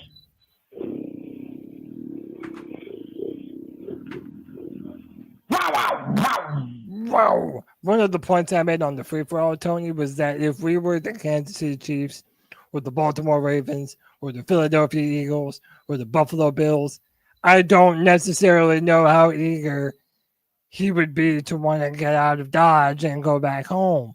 I think that, yeah, he wanted to go home. But my gut feeling says he wanted to get the fuck out of Carolina. Well, and that's fair. That's fair too. I mean, like honestly, like if you're on a team that's bound to like be an AFC NFC championship team, of course you wouldn't want to go home. I'm not mad at him for that. Why would you want to leave a team that you have a good chance of winning a title at? Now, in Carolina, we're probably not going to win a Super Bowl this year. Sorry, guys. I hate to break it to you. Probably not going to happen. But if you're on one of those teams, why would you not want to leave? Like that makes no sense. I'm not going to get mad at him if he was on one of those teams that didn't want to leave. You know, it's a little different here. Yeah, I mean, look, is that of course. I think. I mean, look, how can we deny that, Greg? Right? Is like the storyline of him in Minnesota and his career is there. To me, I think this is that Thielen probably knows that there might not be an opportunity to be in Minnesota next year, but he would have to come back for another season and like offer his services. Like this is just a great way to go out for him. Well, and if he was trying to win a Super Bowl, then it would be one thing, right? And we were Super Bowl eligible. But he's basically picking between, in his mind, two bad teams with the bookend to his career. Right. That's what it all comes down to. It's like Julius Peppers with coming back to Carolina. He didn't go and win a Super Bowl there, but I mean, you got a shot at least playing where you started at. Like when he goes to Minnesota, look, I know Addison is out for 3 weeks with the DUI, but you're going to a team that has Jordan Addison, who's a top 15 wide receiver, top 20 wide receiver as a second guy, Jordan Jefferson, and T.J. Hawkinson.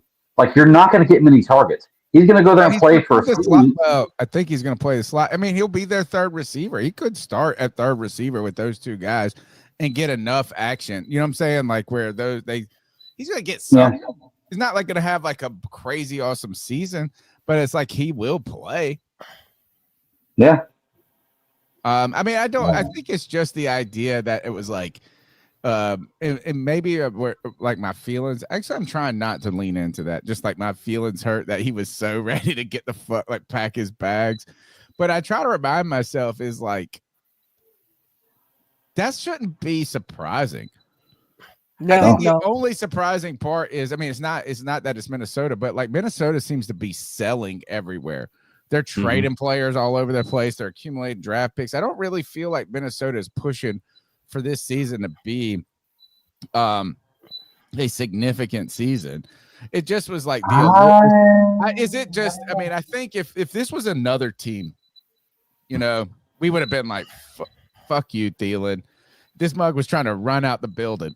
He's like, straight up. Oh, hey, look. Me up. I want to get out of here. Like, I didn't say that. I didn't say that I blamed him, but I do say that he definitely didn't want to be a part of a team that, you know, probably didn't have as many prospects as even the Vikings. The Vikings were a playoff team last year.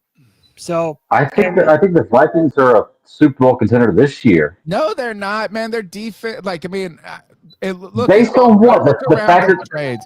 Go look at the trades that they've made. Just Greg, while we're sitting here, you're the like. Just look at it. It feels like anytime a team is trading players away for 6-round picks, futures, stuff like this, it feels like to me that they're trying to accumulate shit for the future.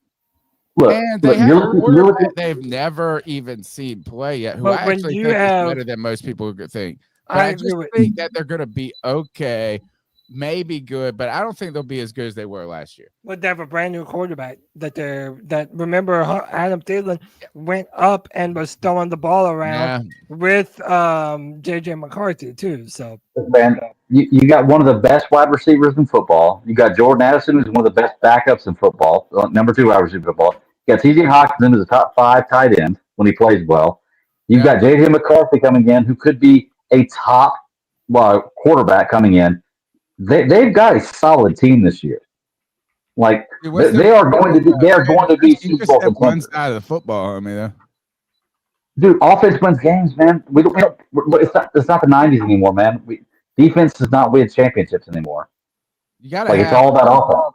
I I don't don't know. You know, gotta man. have Tell a that good to the enough Eagles, defense. though.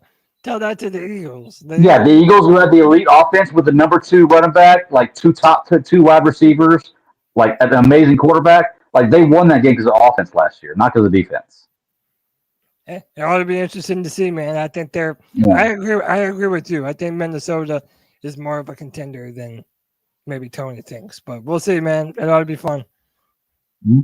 All right. Tony, do you want to do more calls? Or do you want to Yeah, get let's back? take we'll do 2 more calls. The number's 252-228-5098. We'll jump back in the show.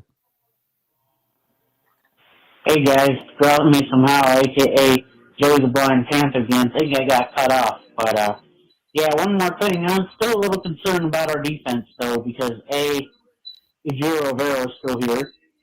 B, I mean, we're getting gashed in the preseason, but that's how most preseason games are. Like, it's kind of like college football. It's just so lopsided. But yeah. If Thielen wants to go and freeze his ass off in Minnesota, because that's where he's from, warm and lush greenery and birds chirping and the Carolina breeze ain't for everybody. So, bless his heart, but, you got to go back home and let's be honest, you want to go back home for the same reason that it was a good idea to let him, because we know we're not bringing his old ass back next year. Just real talk. So, yeah. Bye-bye. Thank you for what you did, Adam. You did a lot for us, but you don't want to be here? Out you go. We got several other people. Anyway, guys.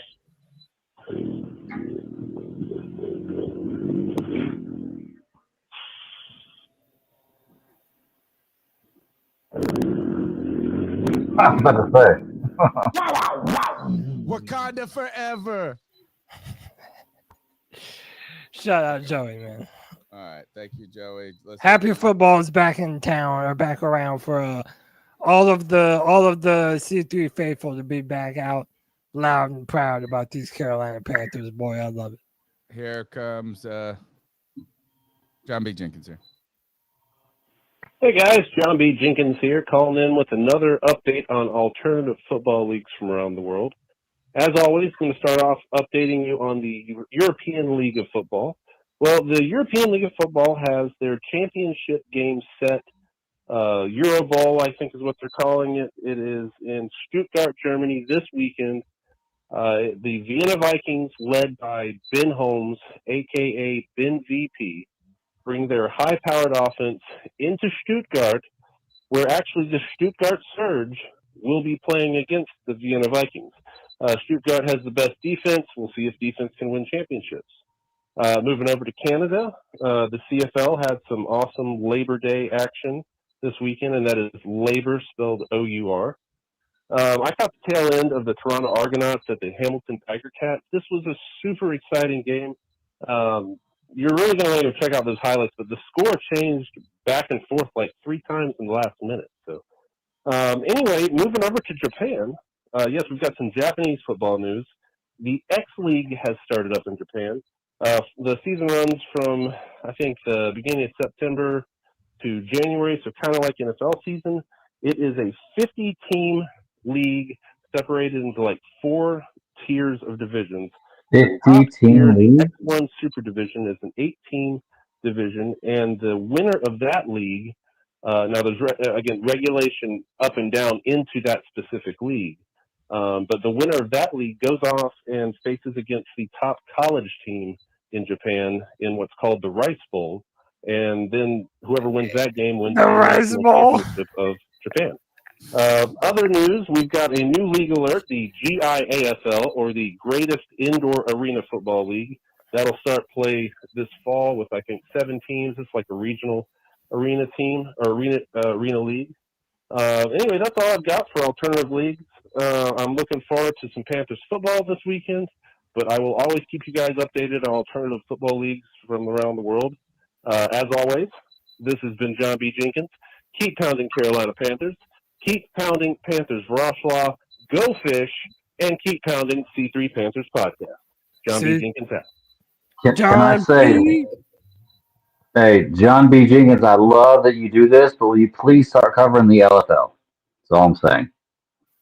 Like, if you're going to cover alternative football leagues, cover the LFL. That's all I'm Is the saying. LFL still a thing? Are they still going? No, I don't care. You can watch replays. I don't know if they are or not, but they could be. I don't know. Yeah, man. All right, Cody, let's get back in the show. Let's do it. The Carolina Panthers have released their captains for the 2025 season, and not as many as years They past. elected them, not released them. Well, but they released. You fucking know what I mean, you dipshit. But yeah, only three captains this year. Derrick Brown, Bryce Young, and JJ Jansen. Now, JJ, of course, I understand. He's literally been on this team since I was born, it feels like. But some notable snubs: no Chuba Hubbard and no J.C. Horn. Also, no Taylor Moton on this list. I mean, not much of a news story here, but how do you feel about only 3 team captains this year?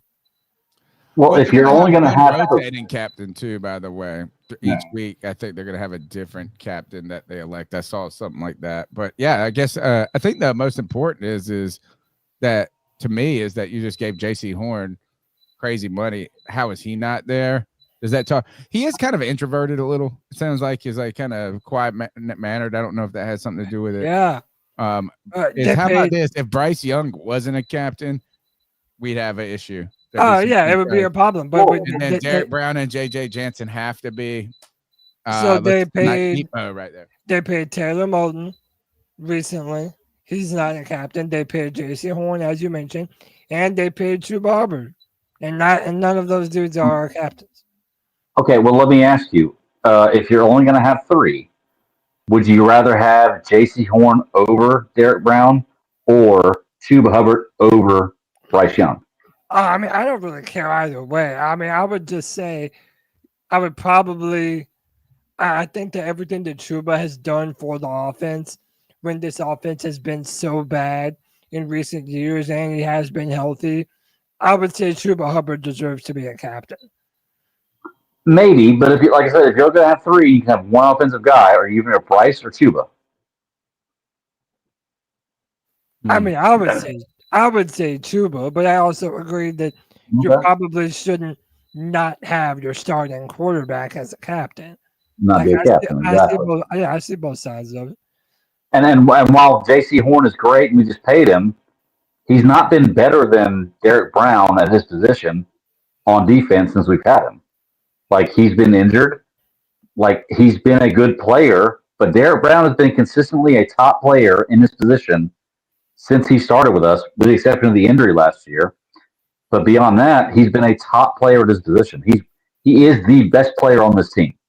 There's no way you don't give Derrick Brown a captain spot, in my opinion. Well, of course. I mean, like, these guys are requirements, dude. You know what I'm saying? Yep. Is like that's the thing is they are requirements, and that's it. You know, I mean, nothing else but other than that. So nothing surprising. Thank God Nick Scott isn't a captain. Cody, what's next? So next up, we're getting into some of the power rankings here. Most all the power rankings have the Panthers in the bottom 5 teams. So I just grabbed one of them just to show everyone an example of how the broader media landscape is viewing the Panthers. Bleacher Report has the Panthers as their 30th team in their first power rankings. They say after quarterback Bryce really finally looked like a functional NFL quarterback down the stretch, the Panthers were the moral victory team of 2024. They start the season near the bottom of the power rankings, though, because there are numerous questions still lingering about one of the league's worst defenses and an unproven wide receiver corps that just traded away Adam Thielen. While the stakes aren't the highest for this rebuilding team, last year's optimism around Young will disappear if the Panthers have a slow start on offense.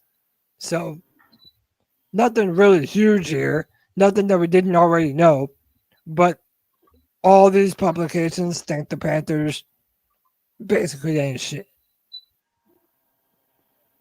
I mean, again, you got to prove it to be considered an elite squad, and right now we haven't proven anything so far in the past 7 years. You know, you're muted on it. Are we gonna? There's nothing to get mad about. Like, I mean, I guess is that we're always gonna overthink. What I've realized about every fan, period, or at least, how about this? Is specifically Panther fans. We're always gonna think our team is better than what we are. Or what, and we also think our team is better than what other people believe it is, and they're always going to think less of what our team than it could be. And they might be right, they might be wrong, but let's go here and win fucking week 1. That's it. I don't give a shit about publication, this, that. Let's win week 1, that. And nobody has us winning week 1 hard. Well, so before we get into our picks, 2 out of 10. Yeah, I'll say 2 out of 10 did. Yeah. Yeah, 2 out of 10. So these are the game picks for week 1 against the Jacksonville Jaguars. Daniel Jeremiah, Colin Wolf, Adam Rank, Grant, Bucky Brooks, Maurice Jones, Drew, G. Gordon. I don't know all of these names. But everybody except for Nick Shock and I think Kevin Patra are picking the Panthers, and everybody else is picking the Jacksonville Jaguars, boys. We're going to get into our picks. We're going to do our season predictions, and we're going to basically juxtapose that with what we actually are at the end of the year. But before we do that, let's jump into this matchup with the Jacksonville Jaguars. Boys, we have football this Sunday. Panther football this fucking Sunday, damn it. Let's do it. Let me take this down. Year 2 for Trevor Lawrence and the Brian Thomas Jr. connection. When Cohen was hired in this Jacksonville offense, it was with the directive to retool the former number 1 overall pick, Trevor Lawrence. The Clemson quarterback has a 22-38 record as a starter in the NFL. According to Next Gen Stats, Lawrence's completion percentage over expectation was 33rd out of 36 qualifying quarterbacks. A bright spot for the Jaguars offense last season, though it was rookie Brian Thomas, now heading into the second year. Now, boys, this is why I wanted us to add another member to our defensive backfield, be that Asante Samuel Jr. or someone, because they do have some weapons on offense now. When you look at Brian Thomas Jr., and we're going to talk about Travis Hunter here in a second. This is going to be a very tough matchup for the Panthers on offense, and a very early test for a defense that gave up the most points in NFL history last year.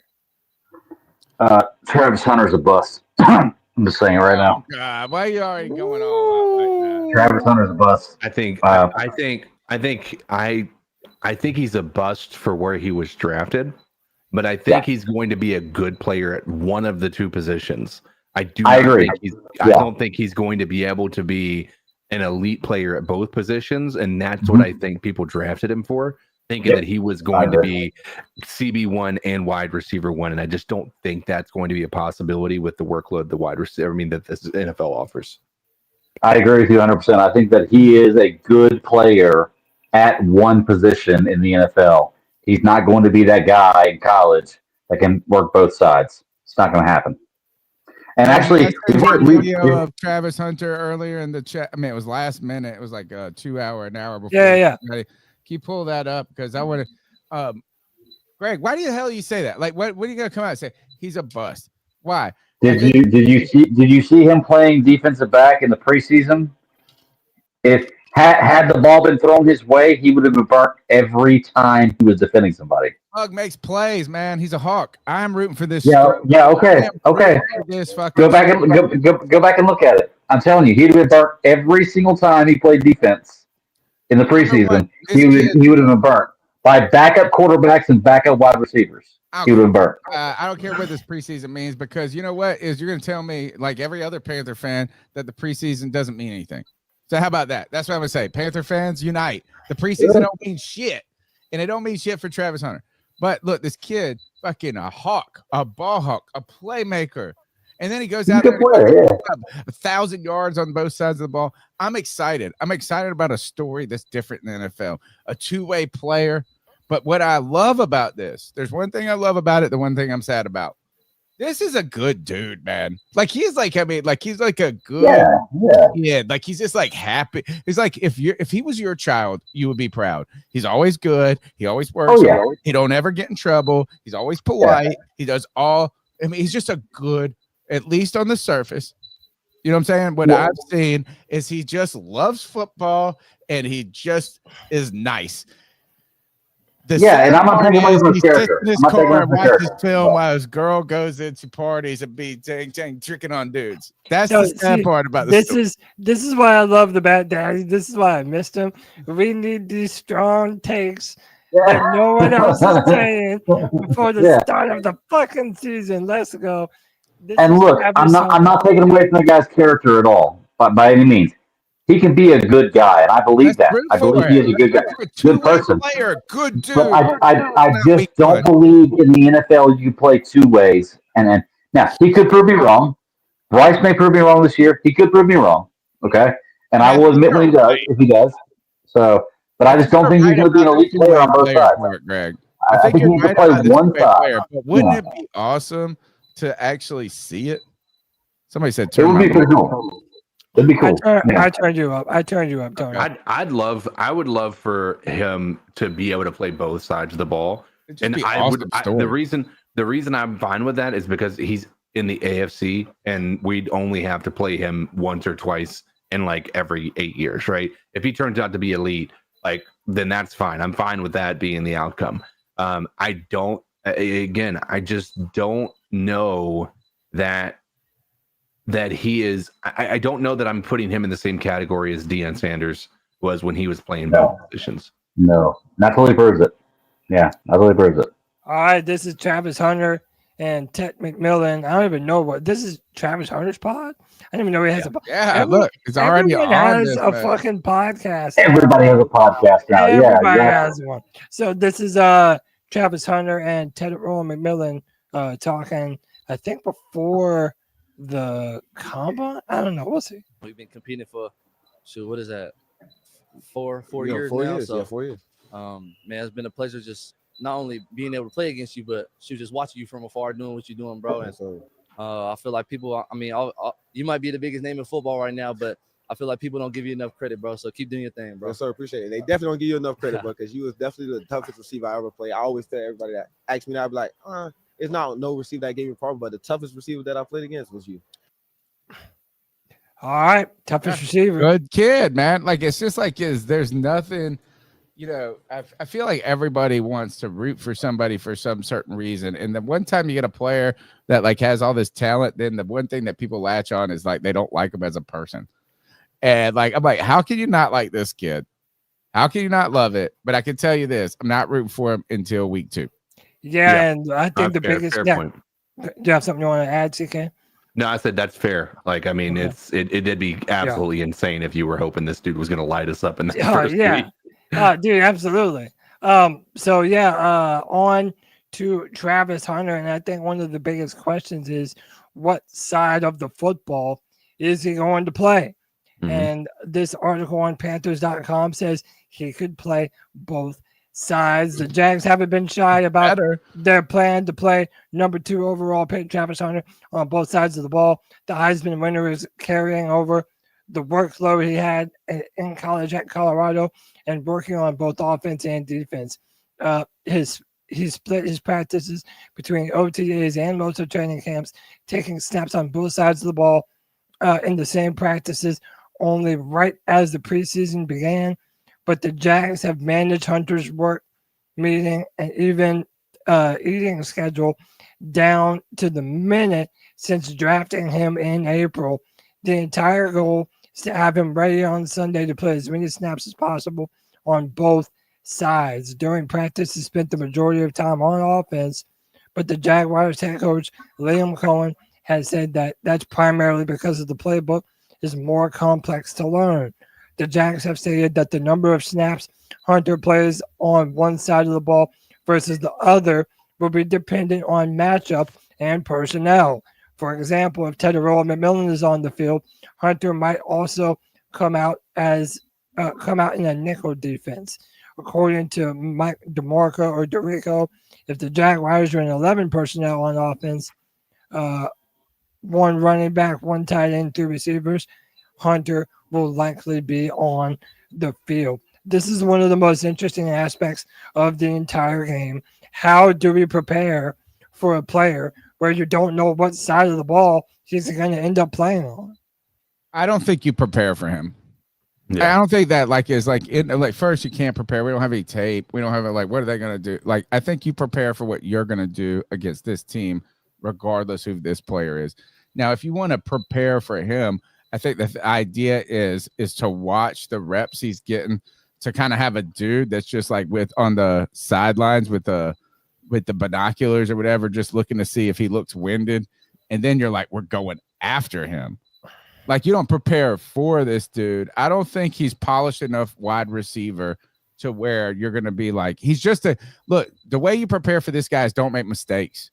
Don't let the big play on offense to where he can make a big play, because it's not like he's the greatest at anything. The dude just shows up all the time. Mm-hmm. So it's just like, don't make a mistake. I don't think you worry about that. I think what you do in your preparation, you focus on your own team, your own game plan against this, and you attack their weaknesses, which are their defense right now. And then you remember that your boy, the golden boy, holds the ball a little too long. So, how would you prepare, Cody?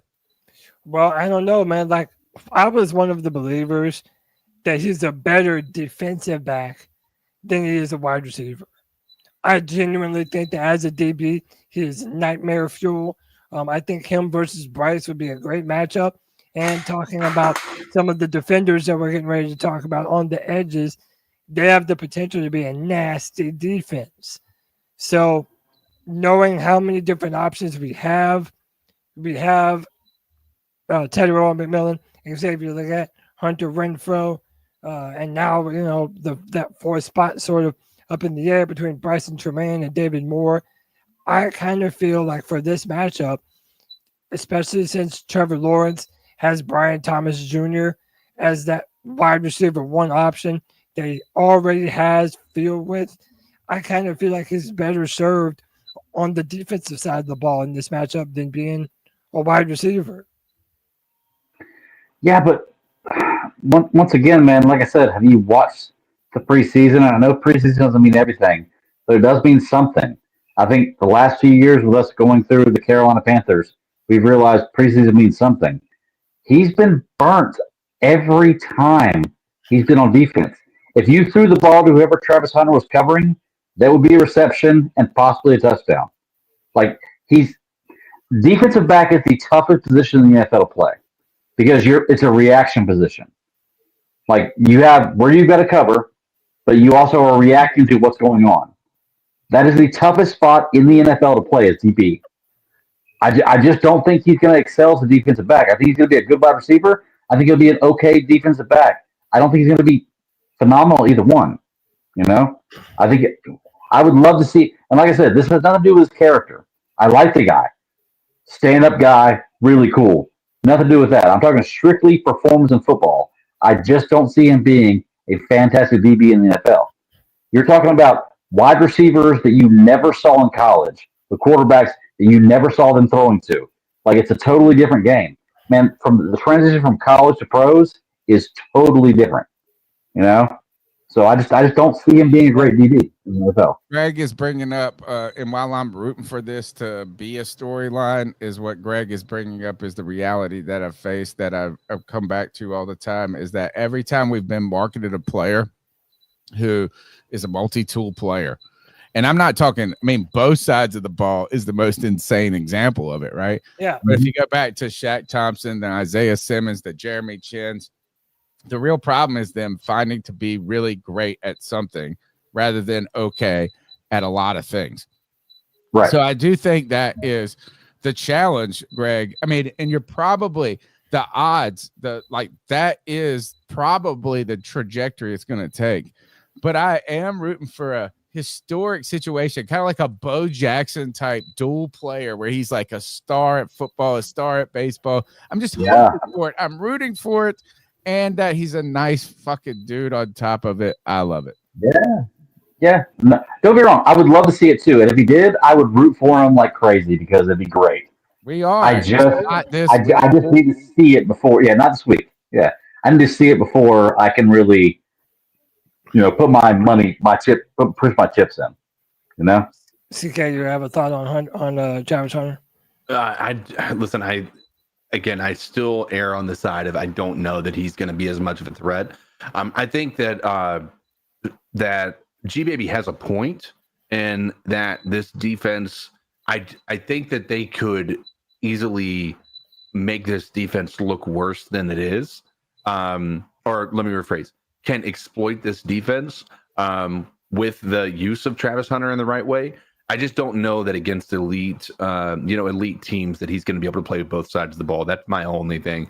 But against us, I think that there is a good chance he plays very well on offense. I don't know how well he does on the defense side of things against us. So I think that it's still going to be a one-sided affair if he does come out here and blow it up. And I think it's only, in my opinion, I know your thoughts is he's better as a defensive back. I think that our defense is worse than our offenses. So I think he's going to have a better shot at shining on the offense. Okay. The final part of this matchup that requires closer inspection is their pass rushers, former number 1 pick Trayvon Walker and Josh Hines Allen, who was drafted the same year as Brian Burns, no longer with the team. The Jaguars pass rush is an interesting dichotomy. As a unit, they were 5th worst in the league with 34 total sacks, but their 2 primary edge rushers, Trayvon Walker and Josh Hines Allen, were both in the top 30 in total sacks last season. Walker was tied for 12th most in the league with 10.5, while Josh Hines Allen was tied for 27th with 8 sacks. As a duo, the edge can wreck a line. The combination of both on Bryce Young and the Panthers during the 2023 Week 7 matchup. I don't know why this doesn't go away when I click on it. But, boys, to me, this is going to be where this game is won and lost. And Kevin Kwanu, he might not be available. Taylor Moton, you just re-signed him. The edge play on their defensive line versus our offensive line is going to be pivotal. Keep in mind, there is not a single NFL team who spends more on their offensive line than the Carolina Panthers. They have to give Bryce Young enough time to survey the field and get the ball out of his hands. I genuinely believe if the Panthers do that and they protect Bryce Young, we will win this matchup. But that is only if they do that. You're muted, Tony. Sorry, I knew I was. I was trying to press it. The Panthers just have to protect Bryce Young. This offense got to get going. The defense cannot just let people run over us. That's it. Like, it's very simple. It's protect Bryce Young, let the offense perform and do well, and it needs to do those things. The defense cannot just get run over. That's all. That's the best that we're going to do each and every week. And so you do have to watch this. This is the one that, we're going to be watching this. Quanu potentially they have to protect Bryce. The strength of our team, the source of the strength of our offense was the offensive line, needs to be our offensive line. We have to perform in week 1. The whole point is for this offense to get better, for Bryce Young to progress and to become, in our minds, the guy going forward. And that is behind that wall. Stop the fucking run. Don't give up the big plays. Eke out a win. That's what we need. Yes, sir. Well, look, do we get the top 5 quarterback Bryce Young in the last few games of the year last year, or do we get the beginning of the year Bryce Young? That's what it all comes down to. So beginning of the year, he was a not terrible quarterback before he got benched. He came back and he was a serviceable quarterback. Then towards the end of the year, he became a top quarterback. What do we get from Bryce Young this year is going to determine our season. Yeah. He has potential. I mean, and it's the question, it's the make or break for the future of our team. All right, Cody, what are we doing next? Yes, it is time to talk about our season predictions. Greg, do you want to write this down? Yeah, let me paper. Hold on one second. I hate this shit. Because we never really keep up with it without Greg. Well, I like stats. Well, the Bat Daddy is back, so 'tis the season. You know what I'm saying? We are Ben. I'll be right back.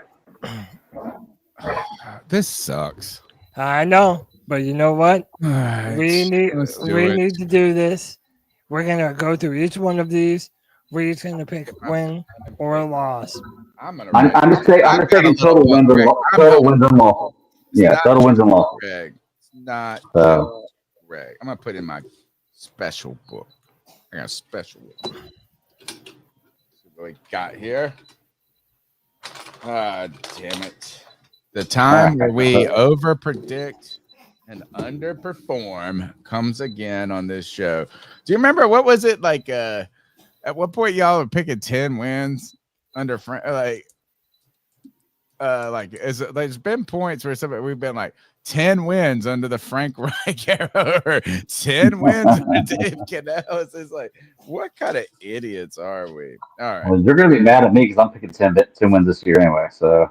Well, but damn, wait. Have you gone off and gotten so optimistic and rejuvenated in life that you now aren't a curmudgeon of the fucking group?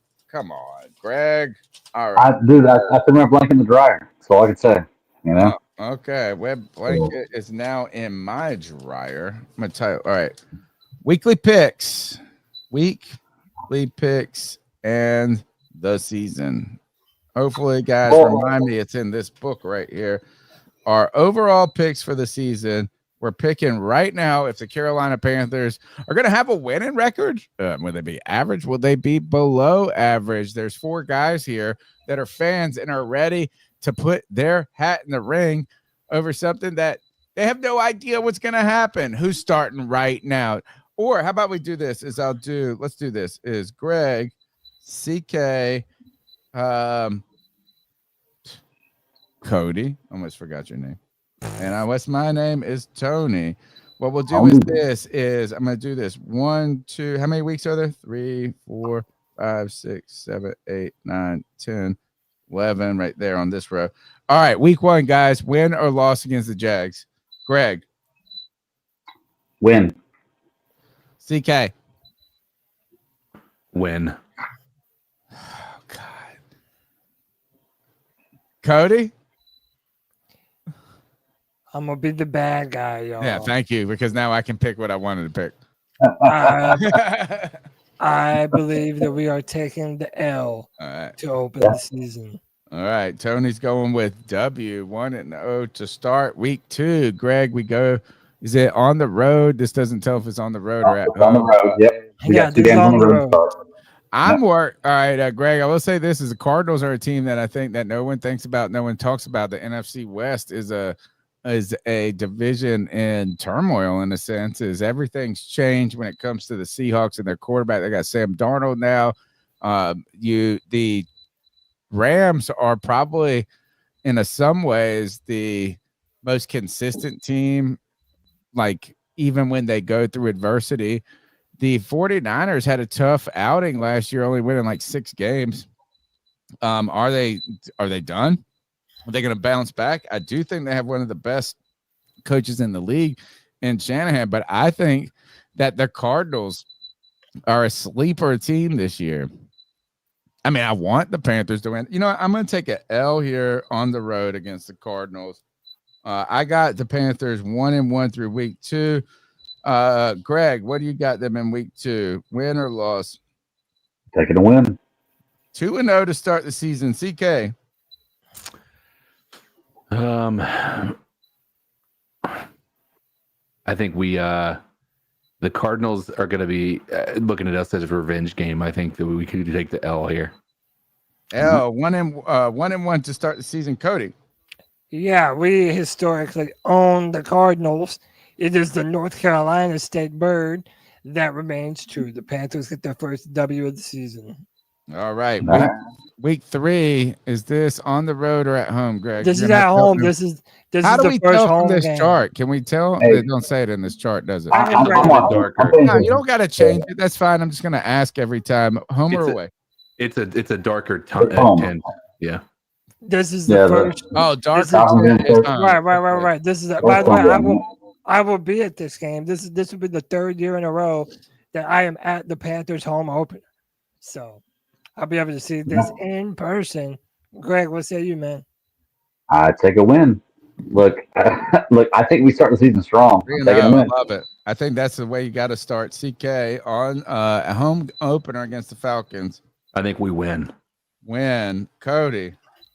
Taking that W, baby. I'll be in I'm with you. attendance. That's It's why. a sweep. I'm going, man. I don't think the Falcons. I think the Falcons are a lot like the Panthers were last year. Right? Is the fans are going to want more from their team than that's going to give them. The Panthers go on the road next in week 4 to the Patriots. Greg. He's starting off 4-0, I think. Another win. Yeah. All I think right. we start strong. Yeah. CK. Gosh, this is where our fanitis comes over us. What is our fantasy? Our fanflation. I think we win this one. Cody? Panthers taking L. Oh, I put you L. I like it. I'm going to go this. I'm going W, but not because of the Panthers in this case, but everybody that is on this Vrabel is going to change this team in a heartbeat. I don't know. I'm taking the Panthers right now. They made a ton of additions. I love that wide receiver room. Drake May looks to be The wide receiver room is led by 32-year-old what's his name? Yeah, look what he Stephon does. Diggs. Look what he does for all the young Stephon My Diggs, fantasy yeah. team is going to get volume, though, Greg. Volume. But you know what? He's hanging out on boats, doing drugs. Actually, you know what? That means he's going to have a great season. Greg, week 5, the Panthers are at home against the Miami Dolphins. This is our first ball. All right, L right there. Yep. Why do you I don't think think because I don't think we handle that offense when they're at full speed. That's one of the best offenses in the NFL. That's what I think too. There's a problem there, Yep. CK. Yeah, I think we lose this one. Cody. I think we're going to take an L. Oh, we're going to sweep this one right here. Everybody's picking a loss against the Dolphins, who are one of those teams, which is they can be really bad, really good, or really bad. And often you see that in the same season. The reason I'm picking the L here, guys, is what Greg said with the offense, but the Dolphins seem to start hot, finish slow. Week 6, the Carolina Panthers host the Dallas Cowgirls. Greg. Man, that's a win. We fucked the Cowgirls up, dude. Fuck the Cowboys. I like the confidence. We win that game, yeah. Okay. Yeah, I think we win this one pretty good. Pretty good. Cody. We're taking another L, boys. Cody and I are both on a loss here. The Cowboys take over the stadium. You know what, Tony? That is literally why. They always do it. They overrun our stadium. Every team does. Every team does. This one is especially they have so many fans. And by the way, there's a lot of Cowboy fans in the Carolinas because that's who they had to pull for before the Panthers existed. I really do. I'm not smoking the hopium. I need this team to prove it. I think this is a winnable game. I think this is a statement game. I think 2 of these games, I think of the Dolphins and the Cowboys, is like if you win one of these games, it provides momentum. The idea of, we're coming off a loss against against Miami, and according to us, but I think this is one of these is kind of a must win for a very good season. I've got 2 L's. Tony, what are you doing here? I'm backtracking on my overall pick that I thought the team would finish week 7. The Carolina Panthers are on the road against the New York Jets. I'm going to start first with it. I think this is a W for the Carolina Panthers. I think a lot of somehow there's a discussion going around the internet and there's podcasts and radio shows. Are the Jets going to be as bad as people think? And maybe not. But guess what? I've been too early to a resurgence party. I'm not going to. I like Justin Fields. You know, I like some of the players on this team. But I tell you this, the Jets is the problem right here. That's the problem. The W comes with Carolina coming off of 2 losses. That puts us at 3-3 for Tony. Going in, I think 1. That puts you at 4-3 for Tony. 2, well, yeah, 4-3. Thank you. Cody, we're going from back. Cody, what do you got here? I think we will get a W against the Jets. All right. CK? I just don't trust them. I say W here as well. Are we sweeping with Greg? Yep, I'm going W. Look, I think that the Greg Jets. is 1, 2, 3, 4, 5. We're 5-1 according to Greg. I'm 6-1. 6-1. Yeah, I think the Jets are a team that is competing. I think the Jets are a team that's competing for Archie Manning. I think the Jets and the Steelers are both going to fight for them. Motherfucker? I think they're competing for Lenoris Sellers, homie. Okay, maybe, but I think there are 2 teams that are competing for Manning as their quarterback. I think the Steelers and the Jets are 2 teams that are competing for Manning as their quarterback. They're going to take L's this season on purpose to try to get that pick. I think that, I'm not saying Manning's the best because I've seen him play and he's not very good. But it doesn't matter what you say; it's the Manning name. I think there are a few teams that are going to compete for Manning to be their quarterback. All right, CK, the Carolina Panthers host the Buffalo Bills. You can check them out on Hard Knocks if you want to watch what you wish the Panthers were. I'm telling you, go watch Hard Knocks, and you're like, yeah, I've been. They got McDermott, they got Bean, they're practicing. Bills North, baby. They're practicing at a college where they go, like where we were at Spartanburg. It's like how do you keep rumbling? Yeah. Keep rumbling. CK, the Panthers host the Bills. What you got, win or loss? I think we're if we say a win here, any of you guys, I don't know what you're doing with your lives. I'm taking an L here. I'm going L. Cody? Do you even need to ask? L. Greg, please say. If Greg, I'm going to say L because I believe Josh Allen is the best quarterback in the NFL, and I believe the you have him on your fantasy team. Shut How about up. this? There's a reason I drafted him on my fantasy team. He's the best quarterback in the NFL. This is our moment to celebrate Cody. Cody was on this from the very beginning, stuck with it. Josh Allen. And not only is he the best quarterback and can do everything, he's like little white cam out there, or like white cam. He really but is. he, I mean, on top of that is like he's like whether it's like find a fault in the guy. He's a good find dude. a fault in him. Yeah. I mean, like just like his He's personality. also married to a movie star too. Well, look, I'm not even worried about that. He won MVP last year with no wide receivers. Name his wide receivers. Yeah. He won MVP last year with no wide receivers. This guy is the best quarterback. Don't be wrong. Lamar Jackson's great. The guy from Kansas City that, I can't stand is great. But, like, he is the best quarterback in the NFL, period. Like, there is nobody else I would take over him, which is why he was my number 1 pick in the Dynasty League. And he's been my guy for years. So, Cody, start us off with this. We're on the road against Green Bay. Week 9, tough. It's starting to get cold. It's going to be. It's not freezing it's not freezing in North Carolina, but it's getting colder in Wisconsin. The Panthers, though, have a fun time of going on the road and giving fits to Green Bay. I don't know. Green Bay is one of those teams. Is if you pick an L here, it's because Green Bay is boring, not because they're good. Cody, I don't know about that though. So listen, Matthew Golden, the wide receiver they drafted in the first round, all reports are He has been lights out for them, and they got Micah Parsons. Listen, when we were going to draft between Stroud You're right. and Bryce Young, one of the things that I questioned was Bryce Young's arm when it gets cold. I have us taking an L on the road against Green Bay. Cody's got an L. I've got an L. CK or Greg, you go first, Greg. I've got an L there too. I think that Love is the next big thing.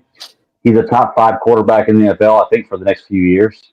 I think that I think Green Bay is going to be a force to be reckoned with in the next few years. Yo, G Baby would say some dumb shit like Josh Allen. I mean, look. Yo, that's how you It's know the only he's a thing great saving G player. Baby. Listen, he's my brother, and look, his fiance, girlfriend, wife, whatever is hot. And G Baby is the biggest hater. G-Baby. Who cares what G Baby says? Glenn is wrong about everything. Hitting the blunt, being like, my girl's about to get home. Yeah. I gotta get out of here. I have like never known a bigger hater in my entire life than G Baby. All right. CK, win or loss here? I think we lose. All right. So 2 weeks, we have sweeping L's across the board. Here is where the Panthers can make some hay, in my mind, on the schedule. They host the Saints. I think the Saints are going to be one of the worst teams in the league this year. I'm picking a W here. Let's go to Cody next. Yeah, I am also taking a W at home against New Orleans. CK? I think it's a dub. All right. And Greg, always a dub now. All around dubs, yeah. Optimistic Greg. I love it. Yeah, all around dubs, yeah. Look, guys, we can turn our lives around. Look at Greg and myself here. Week 11, the Panthers are on the road. Watching things that quick, bro. I'm just telling you. It can. The Panthers are on the road against the Falcons. I'll start again because I think hey, there's a little emotion here. My most hated team in the NFL is the Atlanta Falcons. I'm going with a W here. Greg, what you got? I'm going W too. All right, CK. W. Yep. W and Cody. As much as I would love to say we sweep the Falcons, You want to split? I think we always split with them, and we're going to split again. Atlanta wins at home. I got to ask you guys a tough question here. We can't spend too much time on it, but my boss's boss, the dean of my college, she's a brilliant woman, but like almost intimidating. She's intimidatingly brilliant, right? In a way, like, I mean, not brilliant, like she's just a strong, smart person. But this mug is a football fan, and not just a pro football. She went to LSU for grad school. Like, I mean, she's like, you're not going, like, what game you going to? And like, I almost feel like less than when I talk to her about football all the time. So, but we have differing takes on this one thing. So her belief is she's so diehard LSU. If LSU doesn't make it to the national championship and you've got a Big Ten and a SEC school, she pulls for her conference, right? Like, is like, so Yeah, that's not weird. Yeah, people do I that have all a the problem time. with this.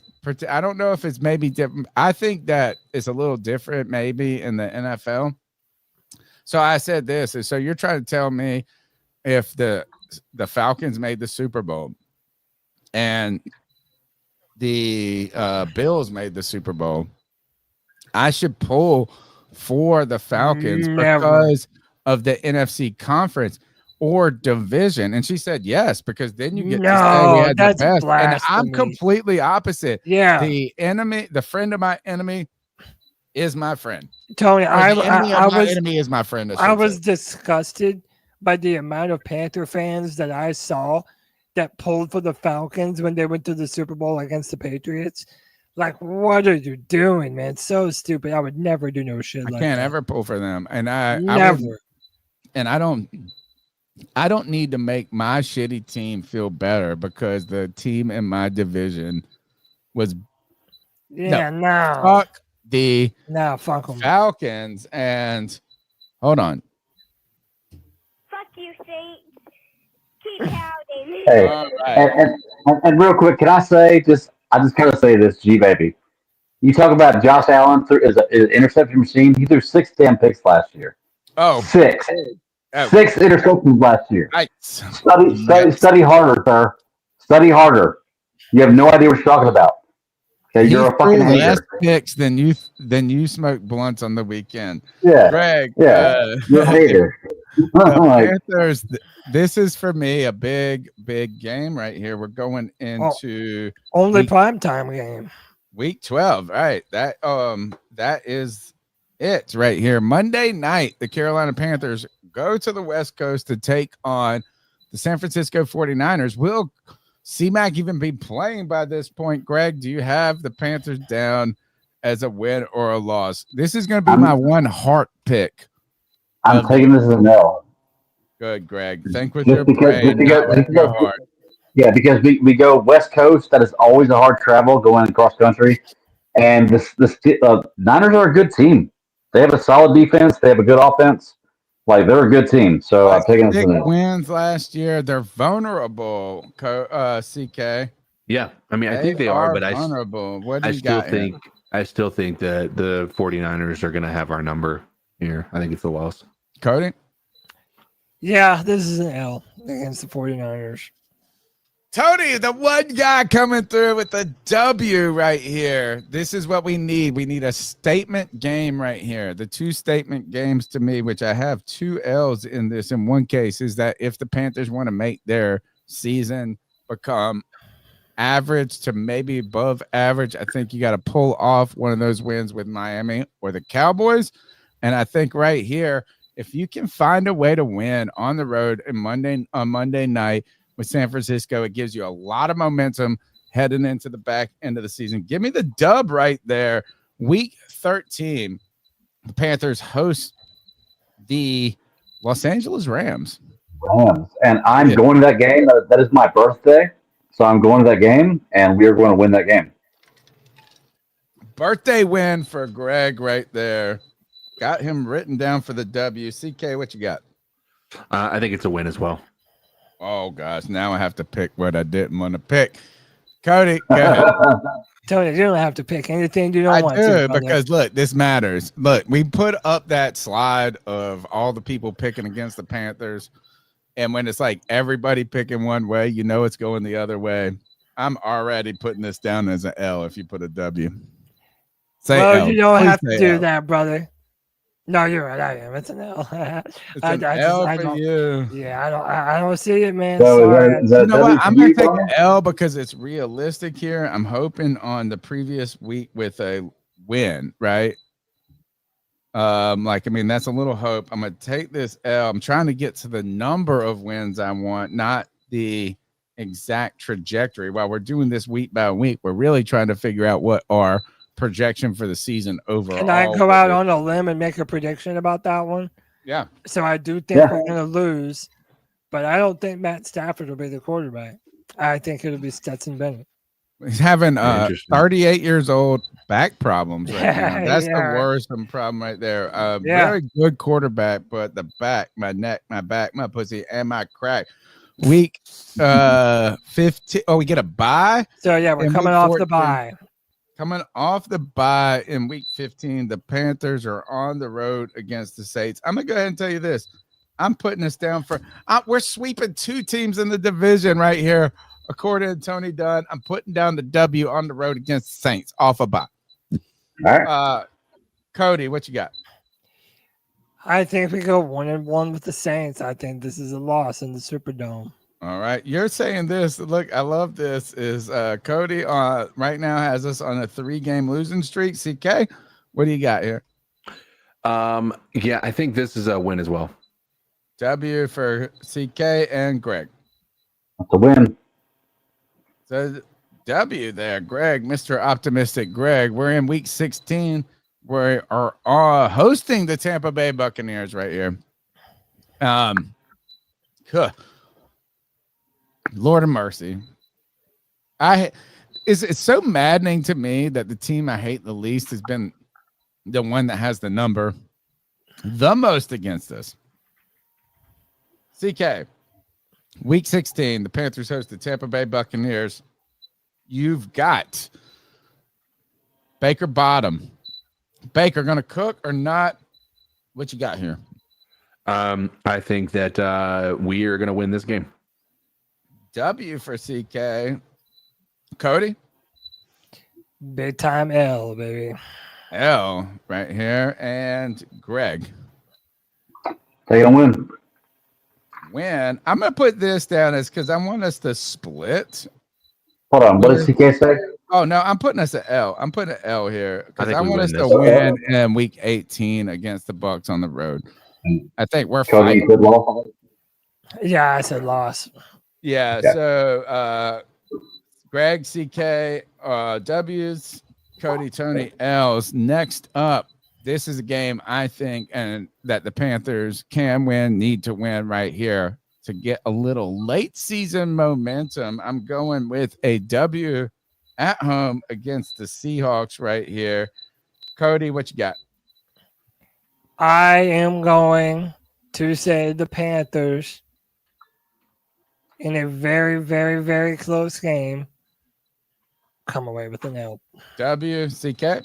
No, W. yeah, I didn't say Oh, you no. said L. Oh, shit. I said he L. said a very, Cody, very close game. I thought it was Cody, gonna be you have the Panthers losing 5 games in a row. Yeah, he Hey, does. brother. Yes, he does. One, Keep You two, have the on Panthers losing 5 games in a row. hell Keep yeah. on He said watching, it. He bro. said it. You said it. Yeah. Gosh, if he's right, we're all gonna be crying on this fucking podcast. Everybody's like, Cody, he's gonna be the most hated man on the internet. I also thought this, I forgot to bring it up. I forgot to bring it up on the last show. I wanted to is there was a tweet that went around that was like, what's the worst Panthers Twitter handle? You weren't up there though. Thank God. know. There was only like 2 people. Put my Fatty. name. Whatever. No. Whatever that guy is. I don't even follow that pussy. No, anymore. what's his name? The guy that we don't. This is yeah, when I Fatty. went nuts. All right, never mind. I'll tell you Fuck this. Betty. Yeah. He said this is that if you don't like David Moore, you don't like black. You don't like black people. Who the fuck Right. even really knows And who David Moore is? I mean, but I thought like it's like It's come so on, motherfucker. stupid. Like It's just almost, a rage bait tweet. That's it. but yes, that's all it was. But I wanted to, but because no one would know the context of it. Be like, if you don't like Hunter Renfrow, you don't like white people. You know what I mean? Like, it's just stupid. It's just a stupid fucking premise. He probably would have agreed with you and be like, yeah, I agree. Yeah, I don't like white people. And that's why I don't fucking love kids. CK, Seahawks at home. What you got for us? I think we win it. I know it's a revenge W. game for Sammy D, but I think we got this one. And Greg. I'm taking the L here. L there. All right. That I makes think, us. I think we are in a good position and we overplay them or underplay them. We take them for granted and we lose the game. All right. Week 17, the Tampa Bay Buccaneers on the road. I'm going to start this because I said the split here is I think the Panthers in an effort to make a late season push, hoping that the Bucs, I'm saying we want a W here on the road because I want to say we're going to split.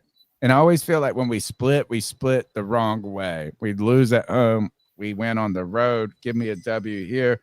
Cody, win or loss here? I think the Tampa Bay Buccaneers sweep the Carolina Panthers. Okay. CK? I think that we lose this one. I think we split this. L there and Greg. I'm taking an L here. I'm losing the last 2 games of the season, taking a loss. But because I feel like we have the division locked up and we're sitting players, so I think we take an L here because we already have Division 1. All right. So I have we got 4 losses. I Well, think I have the Panthers at 10 wins if my shit is right, and I got to change that. I got to put some more L's up here then. Well, hold on. Tony, you got 1, 2, 3, 4, 5, 6, 7, 8, 9, 10 wins. Yeah. No way. I got to take this down at least one game.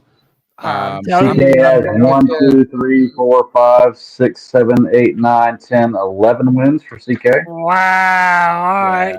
Yeah. 1, 2, 3, 4, 5, 6, 7, 8, 9, 10, 11 wins for me.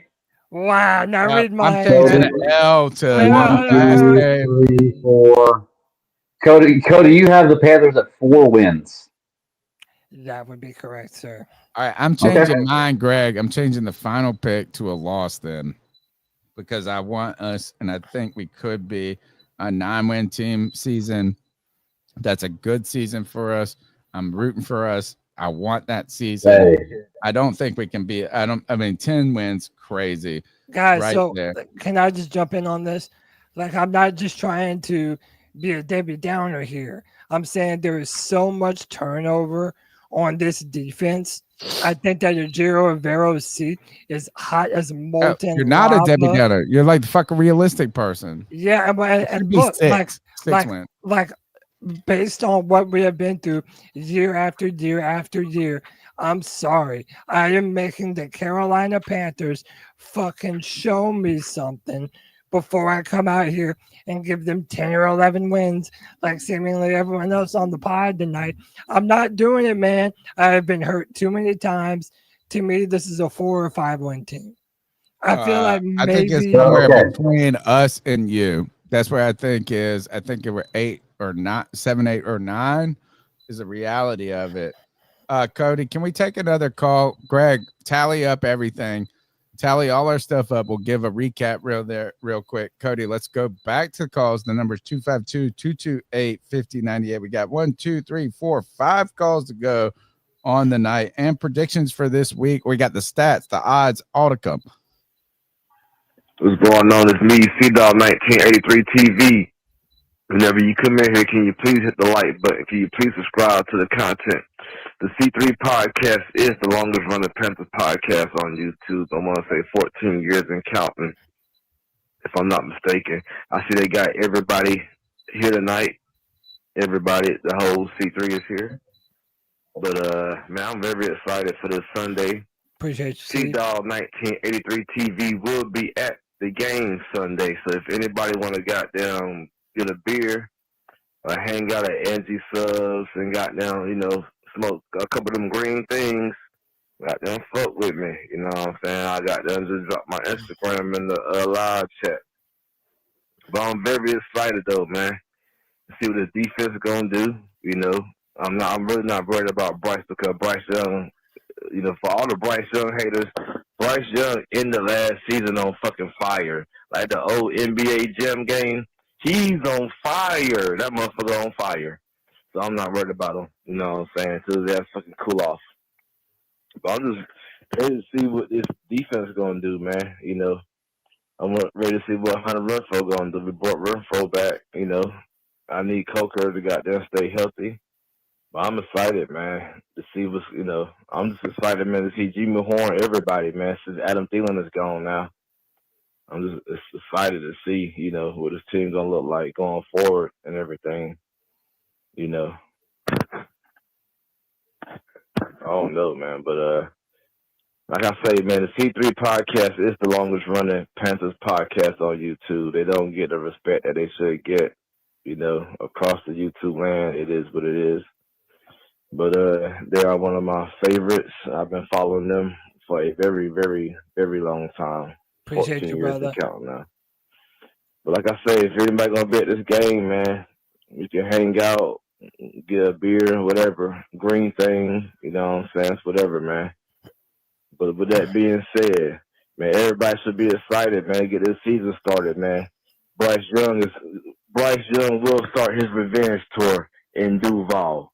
It will be a Duval takeover this fucking weekend. Then week 2, we got the Arizona Cardinals. Week 3, we got the motherfucking funky-ass Falcons. We should start the season off 5-0. Anyways, man, everybody have a great fucking night. Go Panthers.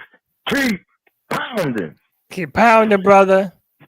Hey, man, I would love that, dude. If we get a Bryce Young revenge season, I'm here for it, man. I'm here for it. I just don't think this defense has enough proven firepower. I think we need more linebacker help. I think we need more defensive back help. But time will tell, man. All right, let's go to the next call. Hey. Ah, shit. You know who the fuck it is. Booyaka, booyaka, booyaka! What's Gucci with my boy? What's good with your Cody Lack? What's good with your CK? And what's Gucci with my white Italian brother? Let's get into it, man. It's week 1, boys. It is week 1. The season is upon us. It is finally here. There's no more hiding. There's no more hiding. It's time to play big boy football, man. It's finally here. All the weeks of arguing, all the days of just nonstop bickering, it has all come to this fucking week, and I'm excited. We got games on Thursday. We got a game on Friday. We got fucking college football all weekend, and then we got the best fucking week, the best day of all during the week, which is Sunday, Football Sunday, where we get to watch our Carolina motherfucking Panthers go down to fucking Jacksonville, fucking Florida, and beat the shit out of the fucking Jaguars, man. I'm fucking pumped. I'm hyped. I'm definitely fucking excited for this fucking season. We've all been waiting for this season. I expect big things from King Bryce, the truth, EY9. I expect big things from Mallow, man. Now that Jalen Coker's out, he should be able to get all the targets. And you know who else is going to have a big resurgence? Not that he was even down by any means, but Jatavion Sanders is going to have a bigger role than I even expected. And hook 'em horns, that's my dog. But now that we got Adam gone, Jalen Coker's out for the next 4-5 weeks. Jatavion Sanders is more of a tight end slash slot wide receiver-ish type player, big hands, big mittens, just like Nalo, both hand catchers. I'm expecting big things. As far as the defensive side of the ball, I'm not expecting shit but a fucking big bag of unsalted fucking peanuts, man. As long as we have Ivero, as long as that bald-headed motherfucker is still part of this team, I don't see us doing any better on the fucking defensive side of the ball. Let's talk about the fucking depth chart. I definitely want to get into that. My time's coming in. I'm gonna call back. Tony, I got one more call, my white Italian brother. I got you. This is my guy. Has there never been a moment where I haven't fought for G Baby? Even when he came at me, he doesn't come at me. Like I know, banter. I love it. G Baby adds to the podcast. Except for everybody he says N-word too much. I said he black. I can't say nothing about it. On a random Wednesday afternoon, he will have every single chat room that he's in fighting. Just fucking piss the fuck off. Amazing. It's amazing. I love when I see a chat room that says no G Baby in it. Nice. I'm out here selling fucking hotcakes. Let's get back into the depth chart. I actually want to start off with Adam fucking Thielen on his hands and knees begging these guys to go back to Minnesota. You can get the fuck up out of here, man. I feel played by Adam Thielen for the past month and a half, 2 months, actually the entire fucking summer. I have put my neck and my head out here. I put all my fucking soul out here for fucking Adam fucking Thielen, and the next thing you know, I'm getting played like a fucking bitch, and he's got on his hands and fucking knees and just begging the Carolina Panthers. And it makes sense after every season. This dude is always putting out a report. Oh, I might retire. Dude didn't even want to come to Carolina. Pickle brought it up in the fucking chat. He wanted to fucking go to the Kansas City Chiefs in the first place and then ended up in fucking Carolina. I don't believe he ever wanted to be here in Carolina. I genuinely don't believe that. And the next thing you know, Jalen Coker on short-term IR. Like, what the fuck? It just confuses the hell out of me. Then you make your 53-man roster. You cut Hunter Renfrow, and days go by. Reports come out saying multiple reports. Hater. We should have seen it. Multiple reports saying the Carolina Panthers consistently reaching out to fucking Hunter Renfrow, and I'm just like, what for? Like, what the fuck is going on? And it all makes sense. It all fucking makes sense. And Hunter Renfrow was like, oh, I know y'all need me now. So now y'all gonna pay me a little bit more money. And now I want a solidified spot on the motherfucking roster, and that explains why how someone that can be cut from the 53-man roster jumps all the way up to the fucking second spot on the fucking wide receiver depth. So just fuck the 53 niggas that made the fucking roster, though, right? Yeah, okay, Dave Canales. Dude's fucking a pathological fucking liar, man. And Dave Canales' ass is fucking hot like fucking fish grease with me, man. That dude has no fucking problem going to that fucking presser, looking me in my fucking eyes and lying to me fucking time after fucking time after time. And I know he's fucking lying, man. Fucking goddamn liar, man. But yeah, man. I don't like liars. I'm still sticking with the fucking prediction of fucking 12-6.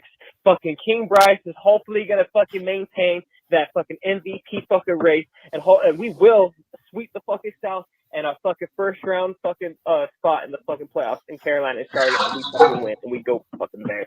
You don't know who the fuck it is. It's G baby, and I'm out. He's out. Cody Lack, we got 2 more calls to go. We're powering through. What's up, y'all? It's Lucas from Forest City. What's up, Luke? It is game week, baby. I'm excited. We got Jacksonville this week. Our brother team. They came in the NFL with us. This is not really a rivalry. Yep. But Same year. Right. I want to beat Jacksonville week 1. We've been to the Super Bowl twice. They haven't even tasted a conference championship. So we are the better team. We are the better franchise. Yeah. Let's go whoop their ass. Mm-hmm. I wanted to talk about Fair. Running back DJ Dallas is wearing the number 1, Cam Newton's old number, and a lot of Panther fans over social media are going crazy about this. Now, I am we too. should have number 1 retired. No, Tony, don't fall for it. These Panther Legends numbers retired. I don't think retiring numbers is a big deal. I don't think the Panthers should do it at all. I understand Sam Mills' number is retired, and that is a good thing because he was a good player and a good coach. And he's the reason the franchise is what it is. He's the reason we say keep pounding. And I feel like that is a good number to retire. And I feel like that's the only number we should retire. We've let people wear the number 90. I think his name was Amari Bono.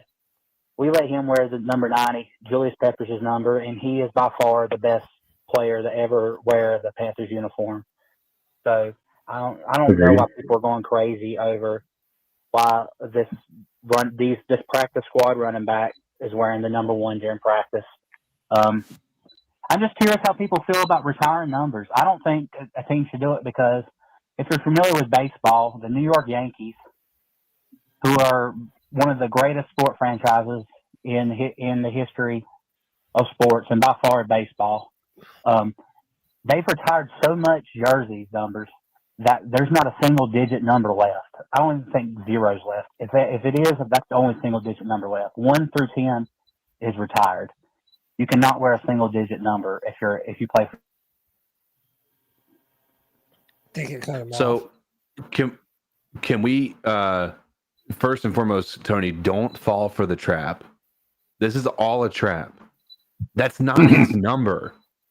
Trap. His number is not number 1. His number is like 33. He's wearing 1 because he is the scout team for the Jaguars. So he is pretending to be a player on the Jaguars team. Yeah, because you got to start over again because it was hard for me to hear both at the same time.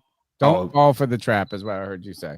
Well, I didn't hear any of that last part. That no, you said that. Going. No, I'm saying like I was trying to listen to you at this point. Tell me what is the trap that I'm falling for? So that wasn't his. That's not his real number. That is just he's the scout team for Jaguars. So he's only wearing 1 as a Jaguars player as a scout team in the practice. His number is not his real number. Okay. All right. Well, then I'm cool. I mean, like I'm not. Okay, that makes sense. Then it's not a trap for me. Then it was a trap actually. It was a clickbait thing, and that's why I think that it's a weird thing to even bring up because it's clearly meant for that. And I don't, like I said, it's not.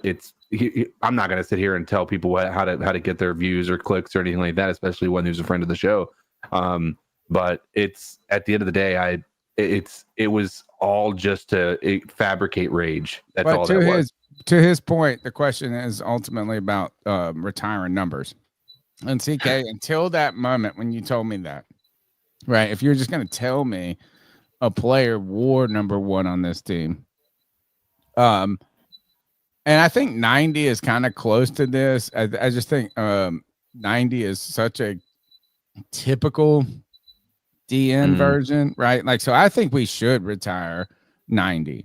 I don't know if we should retire number 1 in a sense, but if I'm a player, unless I had some so emotional commitment to the number 1, like it's like that's the jersey that I have to wear. Like I feel like this is just you just don't wear it by choice. Not that they're not forced. I'm not saying that. I've just been like, damn, I'm not trying to wear number 1 up in this mug where he's the best superstar.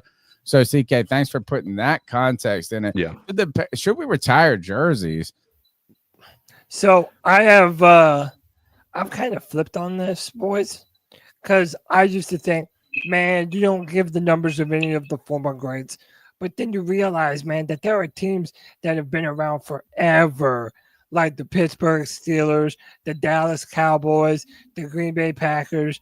You know, once you're a franchise that's going on 50 to 60 certain years, like you can't just retire all of the numbers of all the good players that you have memories for. Now, what I do advocate for is being stingy with certain numbers. So you can only wear a certain number if we expect you to be him. Kind of like how the Cowboys do with Michael Irvin. Like you can't wear number 88 unless you're a dude. I think that we should do something similar to that.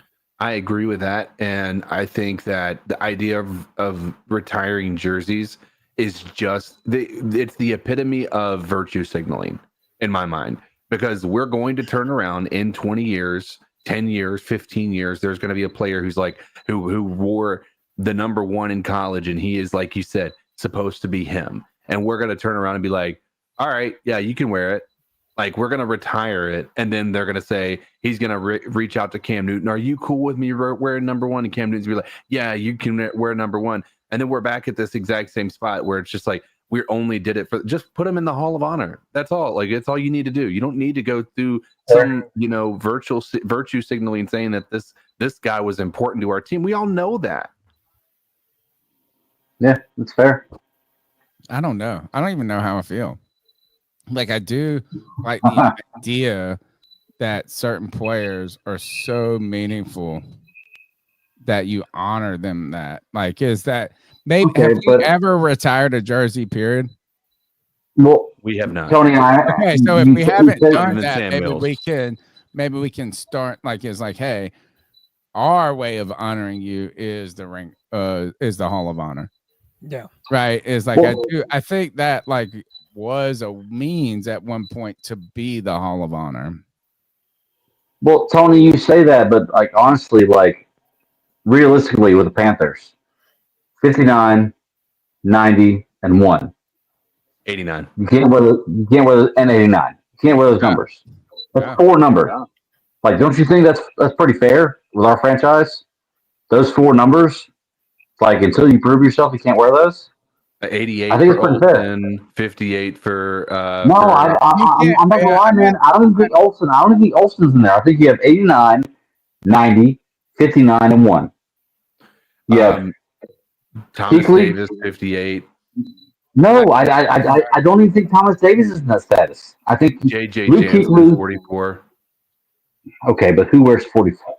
I mean, honestly. But I think that we don't run into this if we go with CK's suggestion, which is this: is if you get in the business of retiring jerseys, then you got to stay in the business of retiring jerseys. And then you run into a situation in 20 years where you've retired 15, 20 numbers. Maybe. I mean, we hope we're there.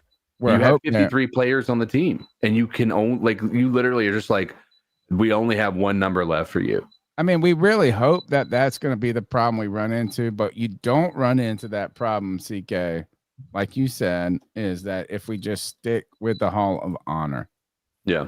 You know, it's like if we never set a precedent for retiring, I do think there's some etiquette on the player's part to not pick an iconic jersey I think 1 is one of those numbers that's so like 89, 90. Like those are the jersey numbers that come with them groups. QB1, I mean, it's so like if there's anything about Cam, I know people, I'm a Cam sexual. People don't. Cam is has been and was and is a trendsetter. Well, is there another number 1 in the entire league?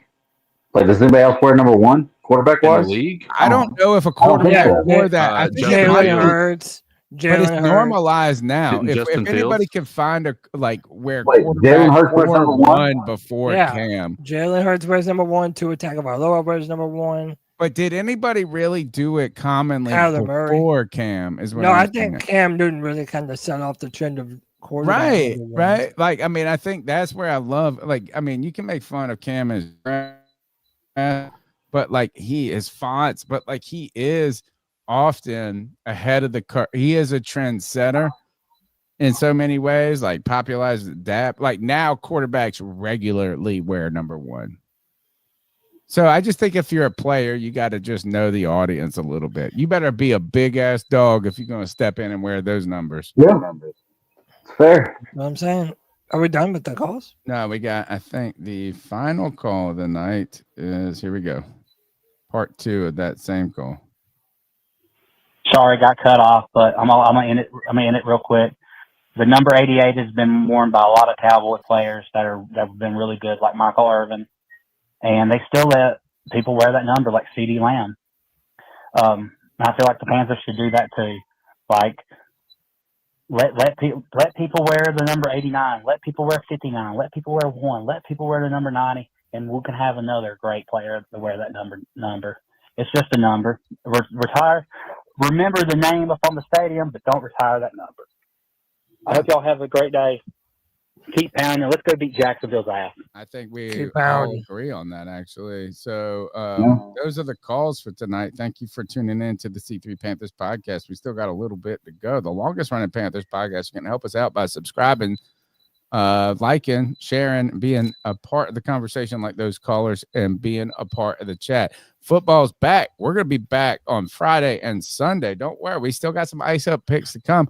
Cody, we got what? Odds. And I mean, obviously, we all know this, is we already know our picks for week 1. Greg has 3 out of 4 of us. You're the one person that thinks we're going to lose. And while you're the one that brought all this crap up about replicating greatness, you said, fuck that. I'm going to pick an L and not hope for. Hey, whoa. Hoping and predicting are not the same things.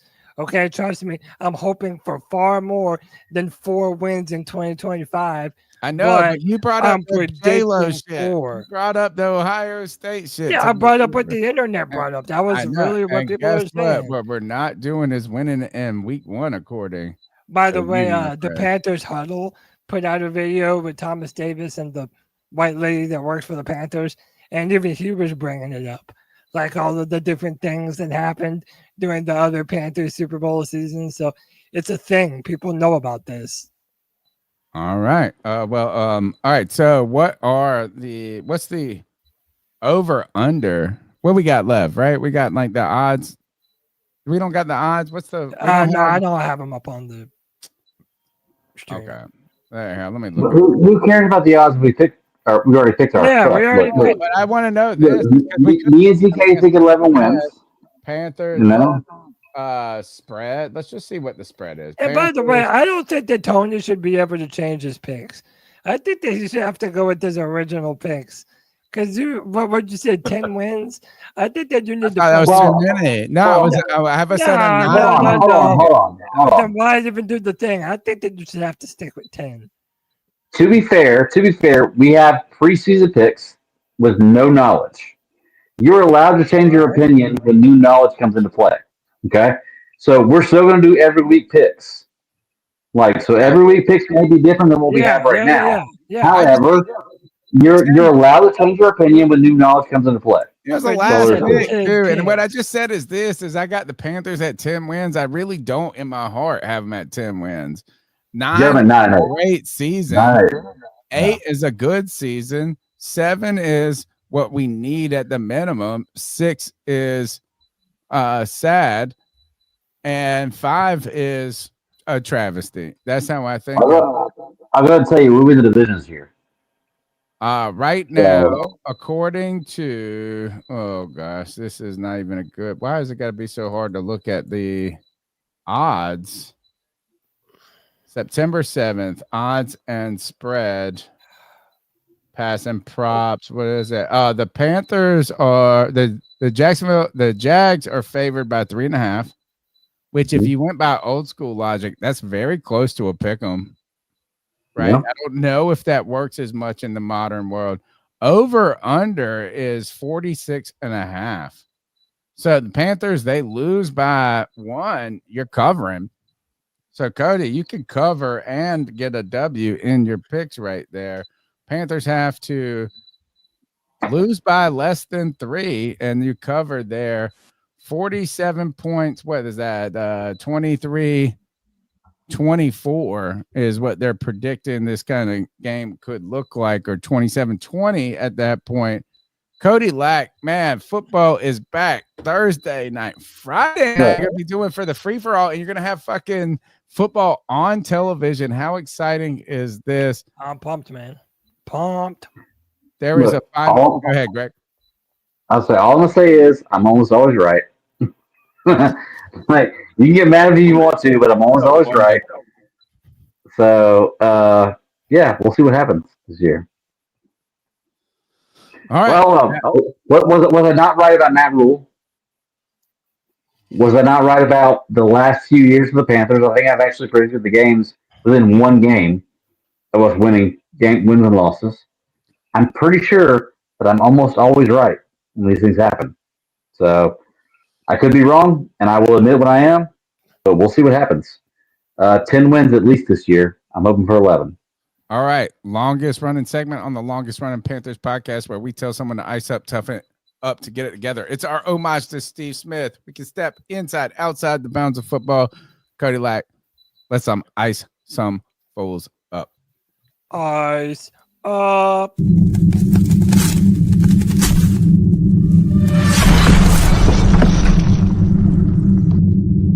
Ice up, son. Ice up. It's our homage to Steve Smith, where we tell someone to ice up, toughen up to get it together. Cody Lack, you got something for us? What we got? You know I do. And Tony, I know what you like. Oh, then I'm here for it. People almost dying on the internet. Or big booties.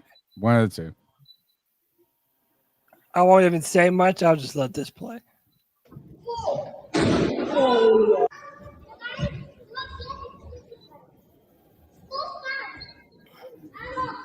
No safety harness? No safety harness. Kid? All the way up He's to a the kid top. or adult? No, he's an adult. Thank God.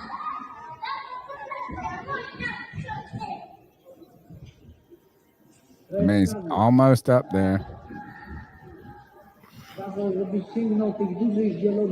Did he celebrate?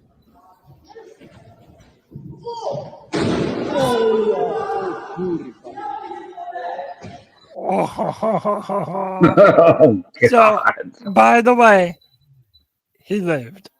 Yeah, he did. Well, I'm glad you played it if he didn't. That'd be terrible if he didn't. Yeah. Is that the best way or the worst ways to fall? I think that might be the best way to fall. Maybe you have all your ribs broken.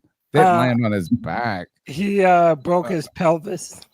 Okay. And yeah, but he is indeed alive. So the next time you think that you want to climb up a rock wall with no harness, just fucking don't, dude. Ice up. CK, what you got for us? Nothing. I have something. I don't from our fans. I have an ice up. More politics. No. It's not. It's from because it has to do with my work. I'm icing up people. He's trying to be diplomatic here. I have to be for my job's sake. Don't worry, mine's about my people job too. who are very much like living a life that's fake.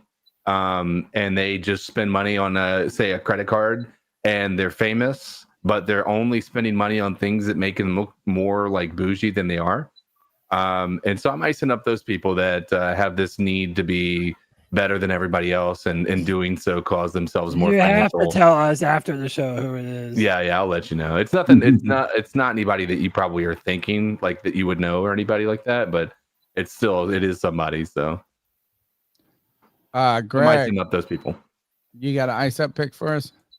Yeah, man. Okay, like one of the biggest things with Cam Newton was when he would score a touchdown, he would always go hand the ball to a young Panthers fan. Like that was a big thing. Give the ball to them. If you watched the U.S. Open last week, so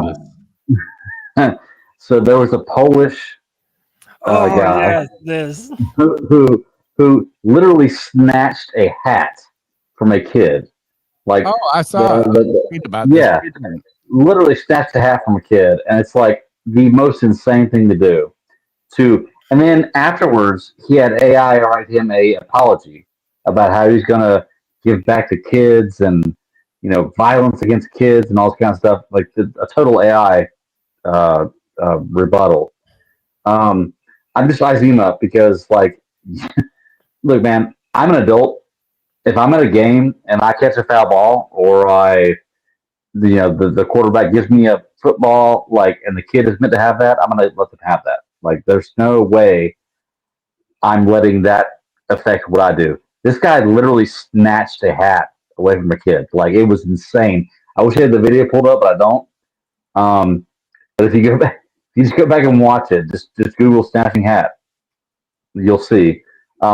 It's insane to see what people will do, for little mediocre things in life. So to that guy, I ice him up. And I ice up his apology too, because it was totally AI. So totally ChatGPT written. Did you see his original answer? So he gave an original answer, and then people started I guess selling their stocks in his company or whatever. His original answer was like, "Yeah, too slow. You snooze, you lose." He doubled down. Yeah, he doubled down. Yeah. It was like, "Nah, fuck y'all."